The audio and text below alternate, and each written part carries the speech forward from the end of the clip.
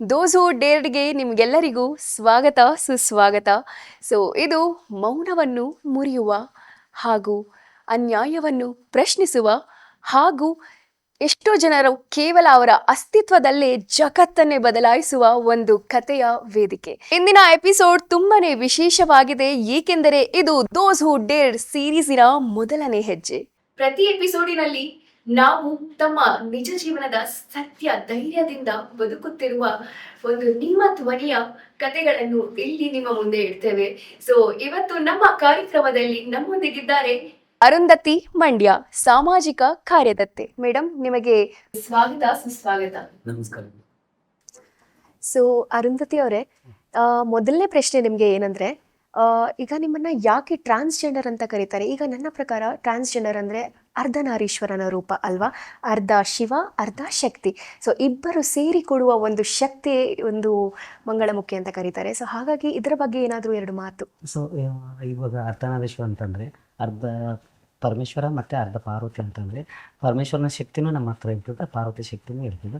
ಒಂದು ತಂದೆಯಾಗಿ ನಾವು ಪಾತ್ರ ವಹಿಸಬೇಕಾಗುತ್ತೆ, ಇನ್ನೊಂದು ತಾಯಿಯಾಗಿ ಒಂದು ಪಾತ್ರ ವಹಿಸಬೇಕಾಗುತ್ತೆ. ಸಮಾಜದ ಉನ್ನತಿಗೋಸ್ಕರ ಹೇಗೆ ಅರ್ಧನಾರೀಶ್ವರ ಇದು ಮಾಡ್ತಾನೆ, ಹಾಗೆ ನಮ್ಮದು ಮಹಾಭಾರತ ಮತ್ತು ರಾಮಾಯಣದಲ್ಲಿ ಉಲ್ಲೇಖ ಇದೆ.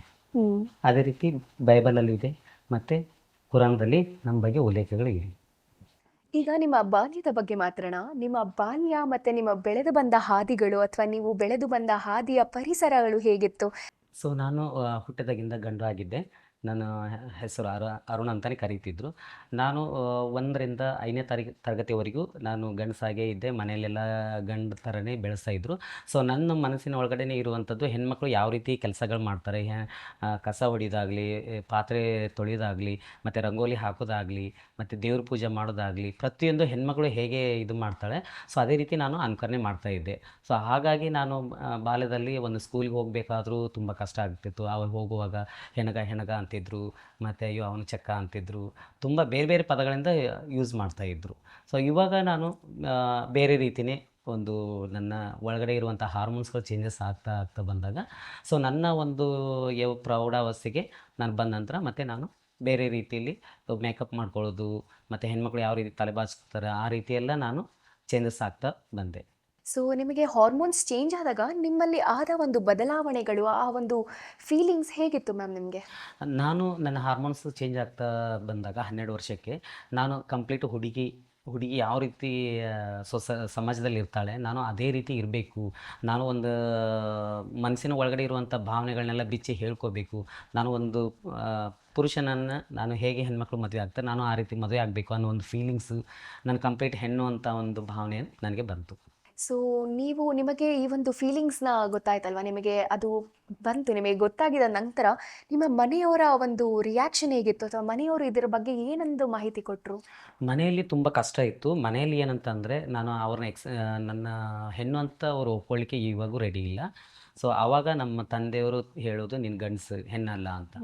ನಾನು ಹೇಳ್ತಾ ಇರೋದು ಹೆಣ್ಣು ಅಂತ. ನಮ್ಮ ತಾಯಿಗೆ ನಾನು ಮನವರಿಕೆ ಮಾಡಿಕೊಟ್ಟೆ, ನಾನು ಈ ರೀತಿ ನನ್ನ ಮನಸ್ಸಿನೊಳಗೆ ಇರುವಂಥ ಭಾವನೆಗಳು ಈ ರೀತಿ ಇದ್ದಾವೆ, ದಯವಿಟ್ಟು ನೀವು ಎಕ್ಸೆಪ್ಟ್ ಮಾಡಿ, ಇಲ್ಲ ತಂದೆಗೆ ಹೇಳಿ, ಅಣ್ಣಂದರಿಗೆ ಹೇಳಿ ಅಂತ ನಾನು ಮನೇಲಿ ಹೇಳ್ತಾ ಇದ್ದೆ. ಆದರೆ ನಮ್ಮ ತಂದೆ ಇವಾಗ ಕೊನೆಯವರೆಗೂ ನನ್ನ ಹುಡುಗ ಅಂತಲೇ ನನ್ನ ಕನ್ಸಿಡರ್ ಮಾಡಿದ್ದೆ. ಎಷ್ಟು ಕಷ್ಟ ಆಯಿತು ಮ್ಯಾಮ್ ಇದನ್ನು ಒಪ್ಸೋಕ್ಕೆ ಕಷ್ಟ ಅಂತ ಇವಾಗೂ ಕಷ್ಟನೇ ಇದೆ. ತಂದೆ ತಾಯಿ ಒಪ್ಪಿದ್ರು, ಸಮಾಜ ಒಪ್ಪಲ್ಲ. ನನ್ನ ಮನಸ್ಸಿನ ಒಳಗಡೆ ನಾನು ಹುಟ್ಟಿದಾಗಿಂದ ನನ್ನ ಒಂದು ತಿಳುವಳಿಕೆ ಬಂದ ನಂತರ, ನಾನು ಹುಡುಗಿಯರು ಯಾವ ರೀತಿ ಜೀವನ ಮಾಡ್ತಾರೆ, ಯಾವ ರೀತಿ ಕೆಲಸಗಳು ಮಾಡ್ತಾರೆ, ಅದೇ ರೀತಿ ನಾನು ಇದು ಮಾಡ್ತಾಯಿದ್ದೆ. ನನ್ನ ಒಂದು ಆಜು ಬಾಜು ಇರುವಂಥ ಹೆಣ್ಮಕ್ಳು ಅವರು ಮತ್ತು ಗಂಡು ಮಕ್ಕಳಿಗೆ ಯಾವ ರೀತಿ ಅಟ್ರಾಕ್ಷನ್ ಮಾಡ್ತಾರೆ, ನನ್ನ ಮನಸ್ಸಲ್ಲಿ ನಾನು ಹೆಣ್ಣು ಅನ್ನೋ ಒಂದು ಫೀಲಿಂಗಲ್ಲೇ ನಾನು ಗಂಡು ಮಕ್ಕಳ ಜೊತೆ ಇದು ಮಾಡ್ತಿದ್ದೆ. ಅರುಂಧತಿ ಅವರೇ, ನಿಮಗೆ ನಿಮ್ಮ ಲಿಂಗ ಬದಲಾವಣೆ ಆಗಿರೋ ಒಂದು ಮೊದಲ ಬಾರಿಗೆ ಆ ಅರಿವು ಬಂದಿದ್ದು ಯಾವಾಗ, ಮತ್ತೆ ಆ ಒಂದು ಕ್ಷಣಗಳು ಎಷ್ಟು ಭಾವನಾತ್ಮಕವಾಗಿತ್ತು ಮೇಡಮ್? ನನಗೆ 5ನೇ ಕ್ಲಾಸ್ ಓದುವಾಗಲೇ ನನಗೆ ಫೀಲಿಂಗ್ಸ್ ಇತ್ತು. ಆವಾಗ ನಾನು ಮನೆಯಲ್ಲೆಲ್ಲ ಕೆಲಸಗಳು ಮಾಡ್ತಾ ಇರುವಾಗ ಸುತ್ತಮುತ್ತ ಜನಗಳೆಲ್ಲ ತುಂಬ ರೇಗಿಸ್ತಿದ್ರು. ನಮ್ಮ ತಂದೆ ತಾಯಿಗೆಲ್ಲ ಹೇಳ್ತಿದ್ರು, ನಿಮ್ಮ ಮಗ ಹೀಗೆ ಅಂತ ಹೇಳುವಾಗ ಎಲ್ಲೋ ನಮ್ಮ ಮನೇಲಿ ತುಂಬ ಕಷ್ಟ ಅಂತಂದರೆ ತಂದೆ ತಾಯಿ ಬೈದು ಅದೆಲ್ಲ ಇತ್ತು ಆವಾಗ. ಕ್ರಮೇಣ ನಾನು 5ನೇ ಕ್ಲಾಸು ಒಂದು ಗ್ಯಾದರಿಂಗ್ ಅಂದರೆ ಸ್ಕೂಲ್ ಗ್ಯಾದರಿಂಗ್ ಬಂದಾಗ ಒಂದು ಡಾನ್ಸ್ ಮಾಡಿದೆ. ಸೊ ಡಾನ್ಸ್ ಮಾಡಿದಾಗ ಸ್ಕೂಲಲ್ಲಿರುವಂಥ ಮಕ್ಕಳೆಲ್ಲ ನಾನು ಹುಡುಗಿ ಅಂತ ಒಪ್ಕೊಂಡ್ರು. ಸೊ ಅವಾಗ ನಂಗೆ ತುಂಬ ಹ್ಯಾಪಿ ಆಗಿತ್ತು. ಆವಾಗ ನಮ್ಮ ತಾಯಿ ಮಾತ್ರ ನನ್ನ ಮಗ ಈ ಥರ ಅಂತ ಅಂದಾಗ ಒಪ್ಕೊಂಡ್ರು. ಸೊ ಅವಾಗ ನಂಗೆ ತುಂಬ ಖುಷಿ ಆಯಿತು. ನಾನು ಇಡೀ ಪ್ರಪಂಚನೇ ಗೆದ್ದಿದ್ದೀನಿ ಅನ್ನೋ ಹಂಗಾಗಿತ್ತು. ಮತ್ತು ಅದೇ ನಮ್ಮ ತಂದೆ ಇದು ಮಾಡಿದಾಗ ತಂದೆ ಹೊಡೆಯೋದು ಬಡಿಯೋದು ಮಾಡುವಾಗ ಸೊ ಎಲ್ಲ ಮನೆ ಬಿಟ್ಟು ಹೋಗ್ಬಿಡೋಣ, ಇಲ್ಲಿರಬಾರ್ದು, ಯಾಕಪ್ಪ ಈ ಜೀವನ ಅಂತ ಒಂದು ಕಡೆ ಅನಿಸ್ಬಿಡ್ತು. ಮತ್ತು ಮುಂದಿನ ಜೀವನ ನನಗೆ ಆವಾಗ ಸಡನ್ನಾಗಿ ಚಿಕ್ಕ ವಯಸ್ಸಲ್ಲಿ ನನಗೆ ಏನು ಮಾಡಬೇಕು ಅನ್ನೋದೊಂದು ತುಂಬ ಕಷ್ಟ ಇತ್ತು. ಸೊ ಈ ಒಂದು ದೃಶ್ಯಗಳು ನಿಮ್ಮ ಜೀವನದಲ್ಲಿ ಎಷ್ಟು ತುಂಬ ಇಂಪ್ಯಾಕ್ಟ್ಫುಲ್ ಆಗಿದೆ. ಯಾಕಂದರೆ ಜನ ಸೊಸೈಟಿ ನಿಮ್ಮನ್ನು ಒಪ್ಕೋಬೇಕು, ತಂದೆ ತಾಯಿ ಒಪ್ಕೊತಿರಲ್ಲ, ಆ ಒಂದು ಕಷ್ಟ, ಆ ಒಂದು ಸಿಚುಯೇಷನ್ ಯಾಕಪ್ಪ ಬೇಕು ಅಂತ ಹೇಳಿದ್ರಲ್ಲ, ಸೊ ಆ ಒಂದು ಸಿಚುಯೇಷನ್ ಸನ್ನಿವೇಶಗಳು ಎಷ್ಟು ನಿಮಗೆ ಮನಸ್ಸಿಗೆ ನೋವು ಮಾಡ್ತಿತ್ತು ಮೇಡಮ್? ಇಲ್ಲ, ನನಗೆ ಸ್ಕೂಲಲ್ಲಿ ನನಗೆ ಒಪ್ಕೊಂಡಾಗ ಸ್ಕೂಲ್ ಮಾಸ್ಟರ್ ಆಗಲಿ ಹುಡುಗರಾಗಲಿ ತುಂಬ ಜನ ಸಪೋರ್ಟ್ ಮಾಡಿದರು ಆ ಟೈಮಲ್ಲಿ. ಆದರೆ ನನಗೆ ಏನಂತಂದರೆ ಊರವರು ಸಪೋರ್ಟ್ ಇರಲಿಲ್ಲ. ಊರವ್ರು ನಡ್ಕೊಂಡು ಹೋದರೆ ನನ್ನ ಚಕ್ಕ 9 ಅನ್ನೋದರಿಂದ ನನಗೆ ಒಂದು ನನ್ನ ನಡೆಯೋ ಸ್ಟೈಲೇ ಹುಡುಗಿಯರ ಥರ. ಮತ್ತು ಆ ಕೆಲಸ ಮಾಡುವಾಗ ಒಂದು ಮನೆಯಿಂದ ಒಂದು ನಲ್ಲಿಂದ ನೀರು ತರಬೇಕಾದ್ರೂ ಒಂದು ಕೊಡ ಬಗಲಲ್ಲಿ ಇಟ್ಕೊಂಡು ಬರುವಾಗ ಜನ ನನ್ನ ರೇಗಿಸಿದ್ರು, ಸಂಘ ಸಂಘ ಅಂತಿದ್ರು. ಆವಾಗ ತುಂಬ ಅಂದರೆ ತುಂಬ ಯಾಕಪ್ಪ ಈ ಜೀವನ ಅನಿಸ್ಬಿಡ್ತಿತ್ತು. ನಮ್ಮ ಆ ಟೈಮಲ್ಲಿ ನನ್ನವ್ರು ಅನ್ನೋರು ಯಾರೂ ಇರಲಿಲ್ಲ, ನನ್ನ ಸಮಾಜದವರು ಯಾರೂ ಇರಲಿಲ್ಲ. ನಾವು ನೋಡಬೇಕಾದ್ರೆ ಸಿಟಿಯಲ್ಲಿ ಹೋಗಬೇಕು, ಯಾರು ಇರ್ತಾರೆ ಯಾರು ಇಲ್ಲ ಅಂತ. ಒಂದು ಕಡೆ ಬಿಟ್ಟು ಹೋದರೆ ನಾವು ಅದು ಒಂದು ಹಕ್ಕಿ ಅದು ಗೂಡು ಬಿಟ್ಟು ಹೋದ ನಂತರ ಅದಕ್ಕೆ ಒಂದು ಬೆಲೆ ಇರಲ್ಲ. ಮತ್ತು ಯಾರು ಅಂತ ಬಂದಾಗ ತುಂಬ ಕಷ್ಟ ಆಗಿತ್ತು.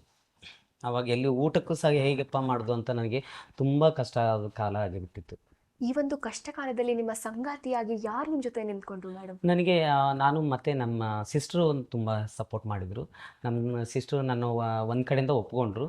ಮತ್ತು ತಾಯಿ ಕ್ರಮೇಣ ನನಗೆ ಸಪೋರ್ಟ್ ಮಾಡಲಿಕ್ಕೆ ಬಂದರು. ಆವಾಗ ನನ್ನ ದೊಡ್ಡಣ್ಣ ನನ್ನ ಕಬ್ಬಿನ ಇದರಿಂದ ಹೊಡೆಯುವಾಗ ಒಂದೊಂದು ಸಲ ಬ್ಲಡ್ಡು ವಾಮಿಟ್ ಮಾಡ್ಕೊಂಡಿದ್ದೀನಿ. ಆ ಒಂದು ಸಿಚುವೇಶನ್ನ ಇವತ್ತು ನನಗೆ ಅನ್ಸತ್ತೆ ನಮ್ಮ ತಂದೆ ತಾಯಿ ಇಲ್ಲ. ಸೊ ಆವಾಗ ಏನಂತಂದರೆ ಜೀವನ ಒಂದು ಮಂಗಳಮುಖಿರ ಜೀವನ ಇದೇ ಥರ ಅನಿಸ್ಬಿಡ್ತು. ನಾನು ಯಾಕಾದರೂ ಇಲ್ಲಿ ಹುಟ್ಟಿದ್ದೀನಿ, ಇಲ್ಲ ನಾನು ಒಬ್ಬಳೇ ಹುಟ್ಟಿದ್ದೀನ, ಇಲ್ಲ ಬೇರೆ ಯಾರು ಹುಟ್ಟಿಲ್ವಾ ಅಂತ ಆ ಒಂದು ಜೀವನನೇ ಇವಾಗೂ ಅದನ್ನೇನು ನೆನೆಸ್ಕೊಳ್ತಿರುವಾಗ ಆ ಕಷ್ಟ ಆವಾಗ ಯಾರೂ ನನ್ನವ್ರು ಸಪೋರ್ಟ್ ಇಲ್ವಲ್ಲ. ಇವಾಗ ತುಂಬ ಜನ ಸಪೋರ್ಟ್ ಇದ್ದಾರೆ, ತುಂಬ ಸಂಘಟನೆಗಳಿವೆ. ಆ ಟೈಮಲ್ಲಿ ಯಾರೂ ಇರಲಿಲ್ಲ. ಆ ಟೈಮಲ್ಲಿ ನೀವು ನಿಮ್ಮನ್ನು ನೀವು ಹೇಗೆ ಅಕ್ಸೆಪ್ಟ್ ಮಾಡ್ಕೊಂಡ್ರಿ? ನಾನು ತುಂಬ ಹೇಗಾದರೂ ಮಾಡಿ ನಾನು ಊರು ಬಿಡಬೇಕು ಅನ್ನೋದೊಂದು ಥಾಟ್ ಬಂತು. ನಾನು ಊರು ಬಿಟ್ಟೆ. ಮಂಗಳೂರು ಅದೇ ಟೈಮಲ್ಲಿ ನನಗೆ SSLC ಎಕ್ಸಾಮ್ ಬೇರೆ. ಎಕ್ಸಾಮ್ ಮುಗಿಸ್ಕೊಂಡು ಅಲ್ಲಿಂದ ನಾನು ಊರು ಬಿಡಬೇಕು ಅಂತ ಪ್ಲ್ಯಾನ್ ಮಾಡ್ಕೊಂಡೆ. ಆ ದೃಶ್ಯಗಳು ಹೇಗಿತ್ತು ಮೇಡಮ್? ಯಾಕಂದರೆ ನೀವು ಇಷ್ಟು ದೊಡ್ಡ ನಿರ್ಧಾರ ಮಾಡ್ತಾ ಇದ್ದೀರಾ ಅಂದರೆ ಮನೆ ಬಿಟ್ಟು ಹೋಗಿ ಆ ಸೊಸೈಟಿಲಿ ಈ ಥರದೊಂದು ಸಂಘಟನೆಯಲ್ಲಿ ನೀವು ಬಾಳ್ಬೇಕು, ಈ ಥರದೊಂದು ಸಮಾಜದಲ್ಲಿ ಬಾಳ್ಬೇಕು, ಆ ಒಂದು ಚಾಲೆಂಜಸ್ ಹೇಗಿತ್ತು ನಿಮ್ಮ ಜೀವನದಲ್ಲಿ? ಅಥವಾ ಆ ಒಂದು ಡಿಸಿಷನ್ ನೀವು ಎಷ್ಟು ಸ್ಟ್ರಾಂಗ್ ಆಗಿ ದೃಢ ನಿರ್ಧಾರ ಮಾಡಿದ್ದೀರಾ ನೀವು? ನಾನು SSLC ಎಕ್ಸಾಮ್ ಬರೆದು ರಿಸಲ್ಟ್ ಬರೋಕ್ಕೆ ವೆಯ್ಟ್ ಮಾಡ್ತಾಯಿದ್ರು. ನಮ್ಮ ಸಿಸ್ಟರ್ ಹೇಳಿದ್ರು, ಇಲ್ಲ ನೀನು ಹೋಗಬೇಡ ಇರು ಅಂತ. ಸೊ ನನಗೆ ಅಲ್ಲಿ ಜನರ ಮಧ್ಯೆ ನನ್ನ ಫ್ಯಾಮಿಲಿ ಮಧ್ಯೆ ಇರೋಕ್ಕೆ ನನಗೆ ತುಂಬ ನೋವಾಯಿತು. ಯಾಕಂತಂದರೆ ಇವರು ಪ್ರತಿ ನಿಮಿಷಕ್ಕೂ ಹೊಡೆಯೋದಾಗಲಿ ಬೈಯೋದಾಗಲಿ, ಏನೇ ಒಂದು ಕೆಲಸ ಮಾಡ್ತಾರೆ, ನೀನು ಹುಡುಗಿ ಥರ ಮಾಡ್ತೀಯಾ, ನೀನು ಹುಡುಗ ಆಗಬೇಕು, ಹಾಗೆ ಹೀಗೆ ಚುಚ್ಚು ಮಾತುಗಳು ಒಂದು ಕಡೆ ಕೇಳೋದಾದರೆ, ಇನ್ನೊಂದು ಕಡೆ ಪಕ್ಕದ ಮನೆಯವರು ಅಯ್ಯೋ ನಿಮ್ಮ ತಮ್ಮ ಹೀಗೆ, ನಿಮ್ಮ ಇವರು ಹೀಗೆ ಅಂತ ಹೇಳಿ ನನ್ನ ಅಣ್ಣನಿಗೆ ಇದು ಮಾಡೋದು, ಬೆಲ್ಟಿಂದ ಹೊಡೆಯೋದು, ದಿವಸ ಹೊಡೆಸ್ಕೊಂಡು ಸಾಕಾಗಿ ಹೋಗ್ಬಿಡ್ತು. ಆವಾಗ ನನಗನ್ನಿಸ್ತು ಇಲ್ಲ ಊರು ಬಿಡೋಣ. ಆ ಟೈಮಲ್ಲಿ ನಾನು ಬಾಂಬೆಗೆ ಹೋಗೋಣ ಅಂತ ಪ್ಲ್ಯಾನ್ ಮಾಡ್ಕೊಂಡು ಬಂದೆ. ಸೊ ನನಗೆ ಬಾಂಬೆ ಯಾವ ಕಡೆ ಇದೆ ಅಂತಲೂ ಗೊತ್ತಿರಲಿಲ್ಲ. ಆವಾಗ ನಾನು ಇದು ರೈಲ್ವೆ ಸ್ಟೇಷನಲ್ಲಿ ಒಂದು ದಿವಸ ಅಲ್ಲಿ ಸ್ಟೇ ಮಾಡಿದೆ. ಸೊ ಅಲ್ಲಿ ನನಗೆ ಅವಾಗ ಊಟಕ್ಕೂ ನನಗೆ ಕಾಸಿರಲಿಲ್ಲ. ಸೊ ಏನಪ್ಪ ಅಲ್ಲಿ ಯಾರ ಹತ್ರ ಕೇಳಿದರೆ ಇಂಥವ್ರ ಮಗ ಬಂದಿದ್ದಾನೆ ಅಂತ ಗೊತ್ತಾಗುತ್ತೆ ಅನ್ನೋಗೋಸ್ಕರ ನಾನು ಅಲ್ಲಿ ಒಂದು ಬ್ರೆಡ್ಡನ್ನು ಯಾರು ತಿಂದುಬಿಟ್ಟಿದ್ದು ಬ್ರೆಡ್ ಒಂದು ಸೈಡ್ ಇಟ್ಟಿದ್ರು, ಅದನ್ನು ನಾನು ತಿನ್ನೋದನ್ನು ಒಬ್ಬ ವ್ಯಕ್ತಿ ನೋಡ್ದ. ಅವಾಗ ಕೇಳಿದ, ನನ್ನ ಹುಡುಗಿ ಥರ ಓಲೆ ಹಾಕೊಳ್ಳೋದು ಆಗಲಿ, ಹಣೆಬೊಟ್ಟು ಇಡುವುದಾಗಲಿ ಎಲ್ಲ ಮಾಡೋದು ಅವನು ನೋಡಿದ. ಸೊ ನೋಡಿದ ತಕ್ಷಣ ಹೇಳಿದ, ಇಲ್ಲ ನಿಮ್ಮ ಥರ ಒಬ್ಬರು ಕೇರಳದಲ್ಲಿದ್ದಾರೆ, ಬನ್ನಿ ಅಲ್ಲಿ ನಿಮ್ಮದೇ ಸಂಘಟನೆ ಇದೆ ಅಂತ ಹೇಳಿ ನನ್ನ ಆ ಕೇರಳದ ಒಂದು ಟ್ರೈನಲ್ಲಿ ಹತ್ತಿಸ್ಕೊಂಡು ಹೋದ. ಅಲ್ಲಿ ಹೋಗಿ ಅಲ್ಲಿ ನನಗೆ ಒಂದು ಲ್ಯಾಂಗ್ವೇಜ್ ಪ್ರಾಬ್ಲಮ್ ಆಗಿತ್ತು. ಅಲ್ಲಿ ಮಲಯಾಳಂ, ಇಲ್ಲಿ ಕನ್ನಡ. ನನಗೆ ಕನ್ನಡ ಬಿಟ್ಟರೆ ಬೇರೆ ಯಾವ ಲ್ಯಾಂಗ್ವೇಜು ಬರ್ತಿರಲಿಲ್ಲ. ತುಳು ಬರ್ತಿತ್ತು, ಸ್ವಲ್ಪ ಹಿಂದಿ ಬರ್ತಿತ್ತು, ತಮಿಳು ಬರ್ತಿತ್ತು. ಸೊ ಆವಾಗ ಮ್ಯಾನೇಜ್ ಮಾಡೋದು ತುಂಬ ಕಷ್ಟ ಆಯಿತು. ಅಲ್ಲಿ ಒಂದು ದಿವಸ ಅವನು ನನ್ನ ಸೆಕ್ಷುವಲ್ ಯೂಸ್ ಮಾಡಿಕೊಂಡ. ಮತ್ತು ಅಲ್ಲಿ ನನಗೆ ಒಬ್ಬ ಕನ್ನಡದ ವ್ಯಕ್ತಿ ಜೊತೆ ನನ್ನ ಅಲ್ಲಿ ಬಿಟ್ಬಿಟ್ಟು ಒಂದು ಪಾರ್ಕ್ ಇದೆ, ಸೊ ಮಾನಂಚಿರ ಪಾರ್ಕ್ ಅಂತ. ಸೊ ಆ ಮಾನಂಚಿರ ಪಾರ್ಕ್ದಲ್ಲಿ ಬಿಟ್ಟಾಗ ಅಲ್ಲಿ ತುಂಬ ಒಂದು 4-5 ಜನ ನನ್ನ ಮಂಗಳಮುಖಿಯರು ಬಂದರು. ಸೊ ಅವ್ರು ಪ್ಯಾಂಟ್ ಶರ್ಟಲ್ಲೇ ಇದ್ದರು. ಅಲ್ಲಿ ನಮ್ಮ ಥರ ಸೀರೆ ಹಾಕ್ಕೊಳ್ತಿರ್ಲಿಲ್ಲ. ಸೊ ಹಾಗಾಗಿ ನಾನು ಅವ್ರ ಹತ್ರ ಮಾತಾಡಿದೆ, ನನ್ನ ಹೆಸರು ಹೇಳಿದೆ, ಫಸ್ಟು ಪರಿಚಯ ಮಾಡಿಕೊಂಡೆ. ಆವಾಗ ನನ್ನ ಪರಿಚಯ ಆದ ನಂತರ ಒಬ್ಬ ವ್ಯಕ್ತಿ ಸ್ವಲ್ಪ ಕನ್ನಡ ಬರ್ತಿತ್ತು, ಸುಂದರ್ ಅಂತ ಹೇಳಿ. ಸೊ ಅವನು ನನಗೆ ಹೇಳಿದ, ಈ ಥರ ಜೀವನ ಮಾಡಬೇಕು, ಈ ಥರ ಜೀವನ ಮಾಡಬೇಕು ಅಂತ ಸ್ವಲ್ಪ ಗೈಡ್ ಮಾಡಿದ. ಅಲ್ಲಿ ಸಿಚುವೇಶನ್ಗಳನ್ನ ಅರ್ಥ ಮಾಡ್ಕೊಂಡ. ಸೊ ಅಲ್ಲಿ ನನಗೆ ಸೆಕ್ಶುವಲಿ ಹೋದ ನೈಟೇ ನನಗೆ ಒಂದು ಕಟ್ಪುರ್ತ್ ಅಂತಂದರೆ ಈ ಸಮುದ್ರದ ಏರಿಯಾ ಇದೆ. ಸೊ ಅಲ್ಲಿ ಒಬ್ಬ ವ್ಯಕ್ತಿ ಕರ್ಕೊಂಡು ಹೋಗಿ, ಅವಾಗ ಕೈಯಲ್ಲಿ ಹಣ ಇಲ್ಲ, ನನಗೆ ಬೇರೆ ಆಪ್ಷನ್ ಇರಲಿಲ್ಲ ಜೀವನ ಮಾಡೋಕ್ಕೆ, ಯಾರು ಕೆಲಸನ ಕೊಡ್ತಿರ್ಲಿಲ್ಲ. ಆವಾಗ ನಾನು ಅಲ್ಲಿಗೆ ಹೋದಾಗ ಒಬ್ಬ ವ್ಯಕ್ತಿ ನಾನು ಕರ್ಕೊಂಡು ಹೋಗಿ ಸೆಕ್ಷುವಲಿ ಹರಾಸ್ಮೆಂಟ್ ಮಾಡ್ದೆ. ಮತ್ತು ಅಲ್ಲಿ 7-8 ಜನ ನನ್ನ ಸೆಕ್ಸ್ ಮಾಡಿ ತುಂಬ ಹೊಡೆದು ಬಡಿದು ತುಂಬ ಅಂದರೆ ತುಂಬ ನೋವಾಗಿಬಿಡ್ತು. ರಿಟರ್ನ್ ನಾನು ಅಲ್ಲಿ ಬಿಟ್ಟಿದ್ದೇ ಹೆಚ್ಚು, ಜೀವಂತವಾಗಿ ಬಿಟ್ಟಿದ್ದೇ ಹೆಚ್ಚು ಅನ್ನಿಸ್ಬಿಡ್ತು. ನಾನು ಮತ್ತೆ ರಿಟರ್ನ್ ಅಲ್ಲಿ ನಡ್ಕೊಂಡು ಬಂದು, ಅಲ್ಲಿ 3 ಕಿಲೋಮೀಟ್ರು ಪಾರ್ಕಿಂದ ಸಮುದ್ರ ಇರೋದು 3 ಕಿಲೋಮೀಟ್ರು. ಆ 3 ಕಿಲೋಮೀಟ್ರ್ ನಾನು ಹೋಗಿ ಬಂದ ನಂತರ, ಸೊ ಅಲ್ಲಿ ರಿಟರ್ನ್ ನಾನು ಪಾರ್ಕಿಗೆ ಬಂದಾಗ ಆಲ್ರೆಡಿ 12-1 ಗಂಟೆ ಆಗಿತ್ತು ರಾತ್ರಿ. ಸೊ ಬೇರೆ ರಾತ್ರಿ ಎಲ್ಲ ಗಸುತ್ತಿರುವಂಥ ಪೊಲೀಸ್ನವರು ಯಾಕೆ ಇಲ್ಲಿ ಬಂದಿದೆ ಹಾಗೆ ಹೀಗೆ ಅಂದ್ರೆ, ನಾನು ಕನ್ನಡ ಮಾತಾಡೋದ್ರಿಂದ ಅವ್ರಿಗೆ ಓ ನಿನಗೆ ಮಂಗಳಪುರಂ ಅಂತ ಹೇಳ್ತಿದ್ರು. ಮಂಗಳೂರಿನವ್ರಿಗೆ, ಕನ್ನಡದವ್ರಿಗೆ ಅಲ್ಲಿ ಮಂಗಳೂರಿನವರೇ ಅಂತ ಹೇಳ್ತಿದ್ರು. ನಾನು ಆವಾಗ ಹೇಳಿದೆ, ಈ ಸರ್ ಈ ಥರ ಬಂದಿದ್ದೇನೆ ಅಂತ. ಸೊ ಅವ್ರು ಹೇಳಿದರು, ಸರಿ ಇಲ್ಲೆಲ್ಲ ಸರಿ ಇಲ್ಲ ಜನ, ನೀನು ಬೇಗ ನಿಮ್ಮ ಊರಿಗೆ ಹೋಗಿಬಿಡು ಅಂತ. ಮತ್ತು ಅದೇ ಟೈಮಲ್ಲಿ ಸುಂದರ್ ಅಂತ, ಆವಾಗ ಮೊಬೈಲ್ ಇರಲಿಲ್ಲ, ಏನೂ ಇರಲಿಲ್ಲ. ಸೊ ಅವ್ರು ಮತ್ತೆ ಕಾಂಟ್ಯಾಕ್ಟ್ ಮಾಡಬೇಕಾದ್ರೆ ಮತ್ತೆ ಬೆಳಗ್ಗೆನೇ ಕಾಂಟ್ಯಾಕ್ಟ್ ಮಾಡಬೇಕು ಪಾರ್ಕ್ ಓಪನ್ ಆದಾಗ. ನಾನು ಮತ್ತೆ ವೇಟ್ ಮಾಡಿದೆ. ರಾತ್ರಿ ಹೊಟ್ಟೆ ತುಂಬ ಹಸಿವಾಗಿಬಿಟ್ಟಿತ್ತು. ಅಲ್ಲಿ ಕೇಳೋಕ್ಕೂ ಅಂಗಡಿಗಳಿಲ್ಲ, ಏನಿಲ್ಲ, ಕೈಯಲ್ಲಿ ಕಾಸಿಲ್ಲ. ಸೊ ಅದೇ ಸ್ವಲ್ಪ ಅಲ್ಲಿ ಕೆರೆಯಲ್ಲಿ ಇರುವಂಥ ನೀರನ್ನು ಕುಡಿದು ರಾತ್ರಿಯೆಲ್ಲ ಅಲ್ಲೇ ಮಲಗಿದೆ. ಬೆಳಿಗ್ಗೆ ಮತ್ತೆ ಪಾರ್ಕ್ ಸ್ಟಾರ್ಟ್ ಆಯಿತು. ಪಾರ್ಕಿನ ವ್ಯಕ್ತಿ ಅಲ್ಲಿ ಕಸ ಹೊಡೆಯೋರು ಹೇಳಿದರು, ಇಲ್ಲಿ ಯಾಕೆ ಮಲಗಿದೆ ಹಾಗೆ ಹೀಗೆ ಅಂತಂದಾಗ, ನಾನು ಊರು ಬಿಟ್ಟು ಬಂದಿದ್ದೇನೆ, ನಾನು ಅವ್ರಿಗೋಸ್ಕರ ಕಾಯ್ತಿದ್ದೇನೆ ಅಂತ. ಸೊ ಬೆಳಿಗ್ಗೆ ಎದ್ದ ತಕ್ಷಣ ಅವರು ಮತ್ತು ಅವರು ತಂದಂಥ ಒಂದು ನಾಷ್ಟ ನನಗೆ ಕೊಟ್ಟರು. ಕೊಟ್ಟ ನಂತರ ಮತ್ತು ನಮ್ಮ ಫ್ರೆಂಡ್ ಬಂದರು, ನನ್ನ ಥರ ಇರೋರು ಬಂದು ಹೇಳಿದರು, ಯಾಕೆ ಇಲ್ಲಿದ್ದೀಯಾ, ಹೋಗಿಲ್ವ ಊರಿಗೆ ಅಂತ. ಇಲ್ಲ, ಈ ಥರ ಆಯಿತು ಅಂತ ಹೇಳಿ ಆಮೇಲೆ ಅವರು ಅವ್ರ ಸ್ವಂತ ಮನೆಗೆ ಕರ್ಕೊಂಡು ಹೋಗಿ ನಾನು ಅಲ್ಲಿಂದ ಜೀವನ ಬೇರೆ ರೀತಿ ಟರ್ನ್ ಆಗಲಿಕ್ಕೆ ಆಯಿತು. ಸೊ ಅರುಂಧತಿ, ನೀವು ಹೇಳಿದ್ರಿ ಮನೆ ಬಿಟ್ಟು ಹೋದೆ, ಅಲ್ಲೆಲ್ಲ ಅಷ್ಟು ಕಷ್ಟಗಳಾಯಿತು ಅಂತೆಲ್ಲ ಹೇಳಿದ್ರಲ್ಲ. ಸೊ ನಿಮ್ಮ ಮನೆಯಲ್ಲಿ ನಿಮ್ಮ ಸಮಾಜ, ನಿಮ್ಮ ಮನೆಯವರು ಎಲ್ಲರೂ ನಿಮಗೆ ಅಕ್ಸೆಪ್ಟ್ ಮಾಡಿ, ನಿಮ್ಮನ್ನು ಮನೆಯವ್ರ ಥರನೇ ನೋಡಿಕೊಂಡು ನಿಮಗೊಂದು ಒಳ್ಳೆಯ ಶಿಕ್ಷಣ ಹಾಗೂ ನಿಮ್ಮನ್ನು ಅವರು ನೀವು ಯಾವ ರೀತಿ ಇದ್ದೀರೋ ಆ ರೀತಿ ಒಂದು ನಿಮ್ಮನ್ನು ಅಕ್ಸೆಪ್ಟ್ ಮಾಡಿದಿದ್ರೆ ನೀವು ಮನೆ ಬಿಟ್ಟು ಹೋಗೋ ಒಂದು ನಿರ್ಧಾರ ಮಾಡ್ತಿದ್ರಾ ಅಥವಾ ಹೇಗೆ ರಿಗ್ರೆಟ್ ಮಾಡ್ತಿದ್ರಾ? ಇಲ್ಲ, ನಾನು ನಮ್ಮ ಮನೆಯವರು ಒಪ್ಕೊಂಡಿದ್ರೆ, ನಮ್ಮ ತಂದೆ ತಾಯಿ ಒಪ್ಕೊಂಡ್ಬಿಟ್ಟಿದ್ರೆ, ಸೊ ನಾನು ಮನೆ ಬಿಟ್ಟು ಹೋಗ್ತಿರ್ಲಿಲ್ಲ. ಒಂದು ಕಡೆ ಏನಂತಂದರೆ, ನಾನು ರಿಟರ್ನು ಮತ್ತೆ ನನ್ನ ಮುಂದಿನ ಜೀವನ ನಾನು ಓದಬೇಕು, ಮುಂದೆ ಒಂದು ದೊಡ್ಡ ವ್ಯಕ್ತಿ ಆಗಬೇಕು ಅನ್ನೋ ಒಂದು ಕನಸಿತ್ತು ನನಗೆ. ಸೊ ಹಾಗಾಗಿ ನಾನು ತಂದೆ ತಾಯಿ ಒಪ್ಕೊಳ್ಳಿಲ್ಲ. ತಾಯಿ ಒಪ್ಕೊಂಡ್ರೆ ತಂದೆ ಒಪ್ಕೊಳ್ಳಿಲ್ಲ. ಸೊ ಸಮಾಜದವರು ಒಪ್ಪಿದ್ರು ಸಹ ನಾನು ರಿಟರ್ನ್ ಬ್ಯಾಕ್ ಮನೆಗೆ ಹೋಗಿ ನನ್ನ ಜೀವನ ನಾನು ರೂಪಿಸ್ಕೊಳ್ತಾ ಇದ್ದೆ. ಸೊ ನಿಮ್ಮ ಮನೆಯವರು ಅಕ್ಸೆಪ್ಟ್ ಮಾಡಿದ್ರೆ ಖಂಡಿತವಾಗ್ಲೂ ನೀವು ಅವರ ಜೊತೆಗೆ ಜೀವನ ಮಾಡ್ತಿದ್ರಿ ಅಲ್ವಾ? ಹೌದು, ಖಂಡಿತವಾಗಿ ನನ್ನ ಅಪ್ಪ ಅಮ್ಮ ಒಪ್ಕೊಂಡ್ಬಿಟ್ಟಿದ್ರೆ ನನಗೆ ಸಮಾಜ 1000 ಅಂದರೂ ನನಗೆ ತಲೆ ಕೆಡಿಸ್ಕೊಳ್ತಿರ್ಲಿಲ್ಲ. ನಾನು ರಿಟರ್ನ್ ಹೋಗಿ ನನ್ನ ಜೀವನ ನಾನು ಮಾಡ್ಕೊಳ್ತಿದ್ದೆ. ಸೊ ಅರುಂಧತಿ ಅವರೇ, ನೀವು ಹೇಳಿದ್ರಿ ನನ್ನ ಮನೆಯವರು ನನ್ನ ಒಪ್ಕೊಂಡಿದ್ರೆ ಸಮಾಜದ ಬಗ್ಗೆ ನಾನು ಯೋಚನೆ ಮಾಡ್ತಿರ್ಲಿಲ್ಲ ಅಂತ ಹೇಳಿದ್ರಿ. ಸೊ ಈಗಿನ ಜನರೇಷನ್ ಅಲ್ಲೂ ಕೂಡ ಇದೇ ತರ ಮಕ್ಕಳು ಸುಮಾರು ಜನ ಇದ್ರಂದ್ರೆ ಹಾರ್ಮೋನಲ್ ಇಂಬ್ಯಾಲೆನ್ಸ್ ಆಗಿರ್ಬೋದು. ಸೊ ಇವರ ತಂದೆ ತಾಯಿಯರಿಗೆ ಯಾವ್ದೋ ಒಂದು ಮೆಸೇಜ್ ನ ಪಾಸ್ ಮಾಡಕ್ಕೆ ಇಷ್ಟಪಡ್ತೀರಾ? ಈಗ ಫಸ್ಟ್ ಆಫ್ ಆಲ್ ನಮ್ಮ ಒಂದು ಮಗಳಮುಖಿಯರು ಈ ಮುಂದಿನ ಜನ್ರೇಷನ್ ಬರುವುದಾದ್ರೆ ಫಸ್ಟ್ ಅಪ್ಪ ಅಮ್ಮ ಒಪ್ಕೊಳ್ಬೇಕು. ಸಮಾಜ, ಪಕ್ಕದ ಮನೆಯವರಾಗಲಿ ಬೇರೆಯವರಾಗಲಿ ತಲೆ ಕೆಡಿಸ್ಕೊಳ್ಬಾರ್ದು. ತಂದೆ ತಾಯಿ ಒಪ್ಪಿದ್ರೆ ಈಗ ನಾವು ಮತ್ತೆ ಮಗಳಮುಖಿಯರ ಬೀದಿಗೆ ನಾವು ಬೀಳಲ್ಲ. ಅದರಿಂದ ತಂದೆ ತಾಯಿ ಮುಂದೆ ನಮ್ಮ ಫ್ಯೂಚರ್ ಸಹ ಮಾಡಿಕೊಡ್ಬೇಕು, ಇಲ್ಲ ಗೈಡ್ ಮಾಡಬೇಕು. ಆ ರೀತಿ ಮಾಡೋದ್ರಿಂದ ನಾವು ಯಾವ ಬೇರೆ ಬೇರೆ ಕೆಲಸಗಳಿಗೆ ಹೋಗಲ್ಲ. ಈಗ ನೀವು ಟ್ರಾನ್ಸ್ಜೆಂಡರ್ ಆಗಿ ಈ ಸಮಾಜದಲ್ಲಿ ಹೊರಬರುವುದಕ್ಕೆ ನೀವು ಯಾವ್ಯಾವ ಥರ ಚಾಲೆಂಜಸ್ನ ಎಕ್ಸೆಪ್ಟ್ ಮಾಡಿದ್ರಿ ಅಥವಾ ಯಾವ ಥರ ಚಾಲೆಂಜಸ್ನ ತೊಗೊಂಡ್ರಿ ಒಂದು ಮಹಿಳೆ ಆಗಬೇಕು ಅಂತ? ಏನೆಲ್ಲ ಕಷ್ಟಪಟ್ರಿ ಮೇಡಮ್? ನಾನು ಒಂದು ಮಗಳಮುಖಿಯಾಗಿ ನಾನು ಹೊರಗಡೆ ಸಮಾಜದಲ್ಲಿ ಇದು ಮಾಡಬೇಕಾದ್ರೆ ತುಂಬ ಕಷ್ಟಗಳಿತ್ತು. ಇವಾಗೂ ಅನುಭವಿಸ್ತಾ ಇದ್ದೇನೆ, ಮುಂದನ ಅನುಭವಿಸ್ತಾನೆ ಇಲ್ಲೋ ಗೊತ್ತಿಲ್ಲ. ಸೊ ಇವು ಏನು ಅಂತಂದರೆ, ನಾವು ಪ್ರತಿಯೊಂದೇ ಸ್ಟೆಪ್ ನಾವು ಏನೇ ಮಾಡಬೇಕಾದ್ರೂ ಪ್ರತಿಯೊಂದು ಸ್ಟೆಪ್ಪು ಹಿಂದೆ ಮುಂದೆ ಆಲೋಚನೆ ಮಾಡಿ ನಾವು ತೊಗೊಳ್ಬೇಕಾಗುತ್ತೆ. ನಾನು ಫಸ್ಟು ಇದು ಬಂದಾಗ ಒಂದು ಸಮಾಜ ನನ್ನನ್ನು ತುಂಬ ಕೀಳಾಗಿ ನೋಡ್ಕೊಳ್ತಿತ್ತು. ಆಜುಬಾಜುದವರು ಇದು ಮಾಡ್ತಿದ್ರು. ನನ್ನ ಕೆಲಸದ ಕಡೆ ಹೋದಾಗೂ ಸಹ ಅಲ್ಲಿ ತುಂಬ ಹರಾಸ್ಮೆಂಟ್ ಇತ್ತು. ಸೊ ಆವಾಗ ಆ ಹರಾಸ್ಮೆಂಟ್ ಅನಿಸ್ಕೊಂಡ್ರೆ ಇವಾಗ ನಾನು ಬೇರೆ ರೀತಿಯಲ್ಲಿ ಜೀವನ ಮಾಡೋದಕ್ಕೂ ಆ ಜೀವನಕ್ಕೂ ತುಂಬ ವ್ಯತ್ಯಾಸ ಇದೆ. ಯಾಕಂತಂದರೆ ನಾನು ಕೇರಳದಲ್ಲಿ ತುಂಬ ಕೆಲಸಗಳು ಮಾಡ್ತಾ ಇರೋದ್ರಿಂದ, ಸೊ ಪ್ರತಿ ಹೆಜ್ಜೆಯಲ್ಲೂ ಪ್ರತಿ ಒಂದಿದರಲ್ಲೂ ನಮ್ಮನ್ನು ನೋಡಿದ ದೃಷ್ಟಿಕೋನನೇ ಒಂದು ಕೆಟ್ಟ ದೃಷ್ಟಿಯಿಂದನೇ ನೋಡ್ತಾ ಇದ್ರು. ಬೇಗ ಎಕ್ಸೆಪ್ಟ್ ಮಾಡಲ್ಲ ಯಾರು. ನಾವು ಏನೇ ಒಂದು ಕೆಲಸದಲ್ಲಿ ಆದರೂ ಸಹ ಹಾಗೆ, ಒಂದು ಏನೋ ಒಂದು ನಾನು ಎಜುಕೇಷನ್ ಮಾಡುವಾಗೂ ಅದೇ ರೀತಿ. ಪ್ರತಿಯೊಂದು ಚುಚ್ಚು ಮತ್ತು ಮುಂದೆ ಏನೋ ಎಲ್ಲ ಸ್ಮೈಲ್ ಮಾಡ್ತಾರೆ, ಹಿಂದೆಯಿಂದ ಆಡ್ಕೋತಾರೆ, ನಗ್ತಾರೆ. ಒಂದು ರೋಡಲ್ಲಿ ಹೋಗುವಾಗೂ ಸಹ ನಗ್ತಾರೆ. ಒಂದು ಏನಾದರೂ ಒಂದು ಶಾಪಿಂಗ್ ಹೋಗಬೇಕಾದ್ರೂ ಕಷ್ಟ. ಮತ್ತು ಹೋದ ತಕ್ಷಣ ₹5 ಕೊಟ್ಟು ಕಳಿಸ್ಬಿಡ್ತಾರೆ, ಇಲ್ಲ ₹1 ತೊಗೊಳ್ಳಿ ಅಂತ ಹೇಳಿಬಿಡ್ತಾರೆ. ಸೊ ಆವಾಗ ಮನಸ್ಸಿಗೆ ತುಂಬ ಫೀಲ್ ಆಗುತ್ತೆ. ಅಲ್ಲಿ ಸುತ್ತಮುತ್ತ ಜನ ಇರ್ತಾರೆ, ಇವರು ಬೆಗ್ಗಿಂಗೇ ಬಂದಿದ್ದಾರೆ, ಇದಕ್ಕೆ ಬಂದಿದ್ದಾರೆ ಅಂತ ಹೇಳಿ ಒಂದು ಫೀಲ್.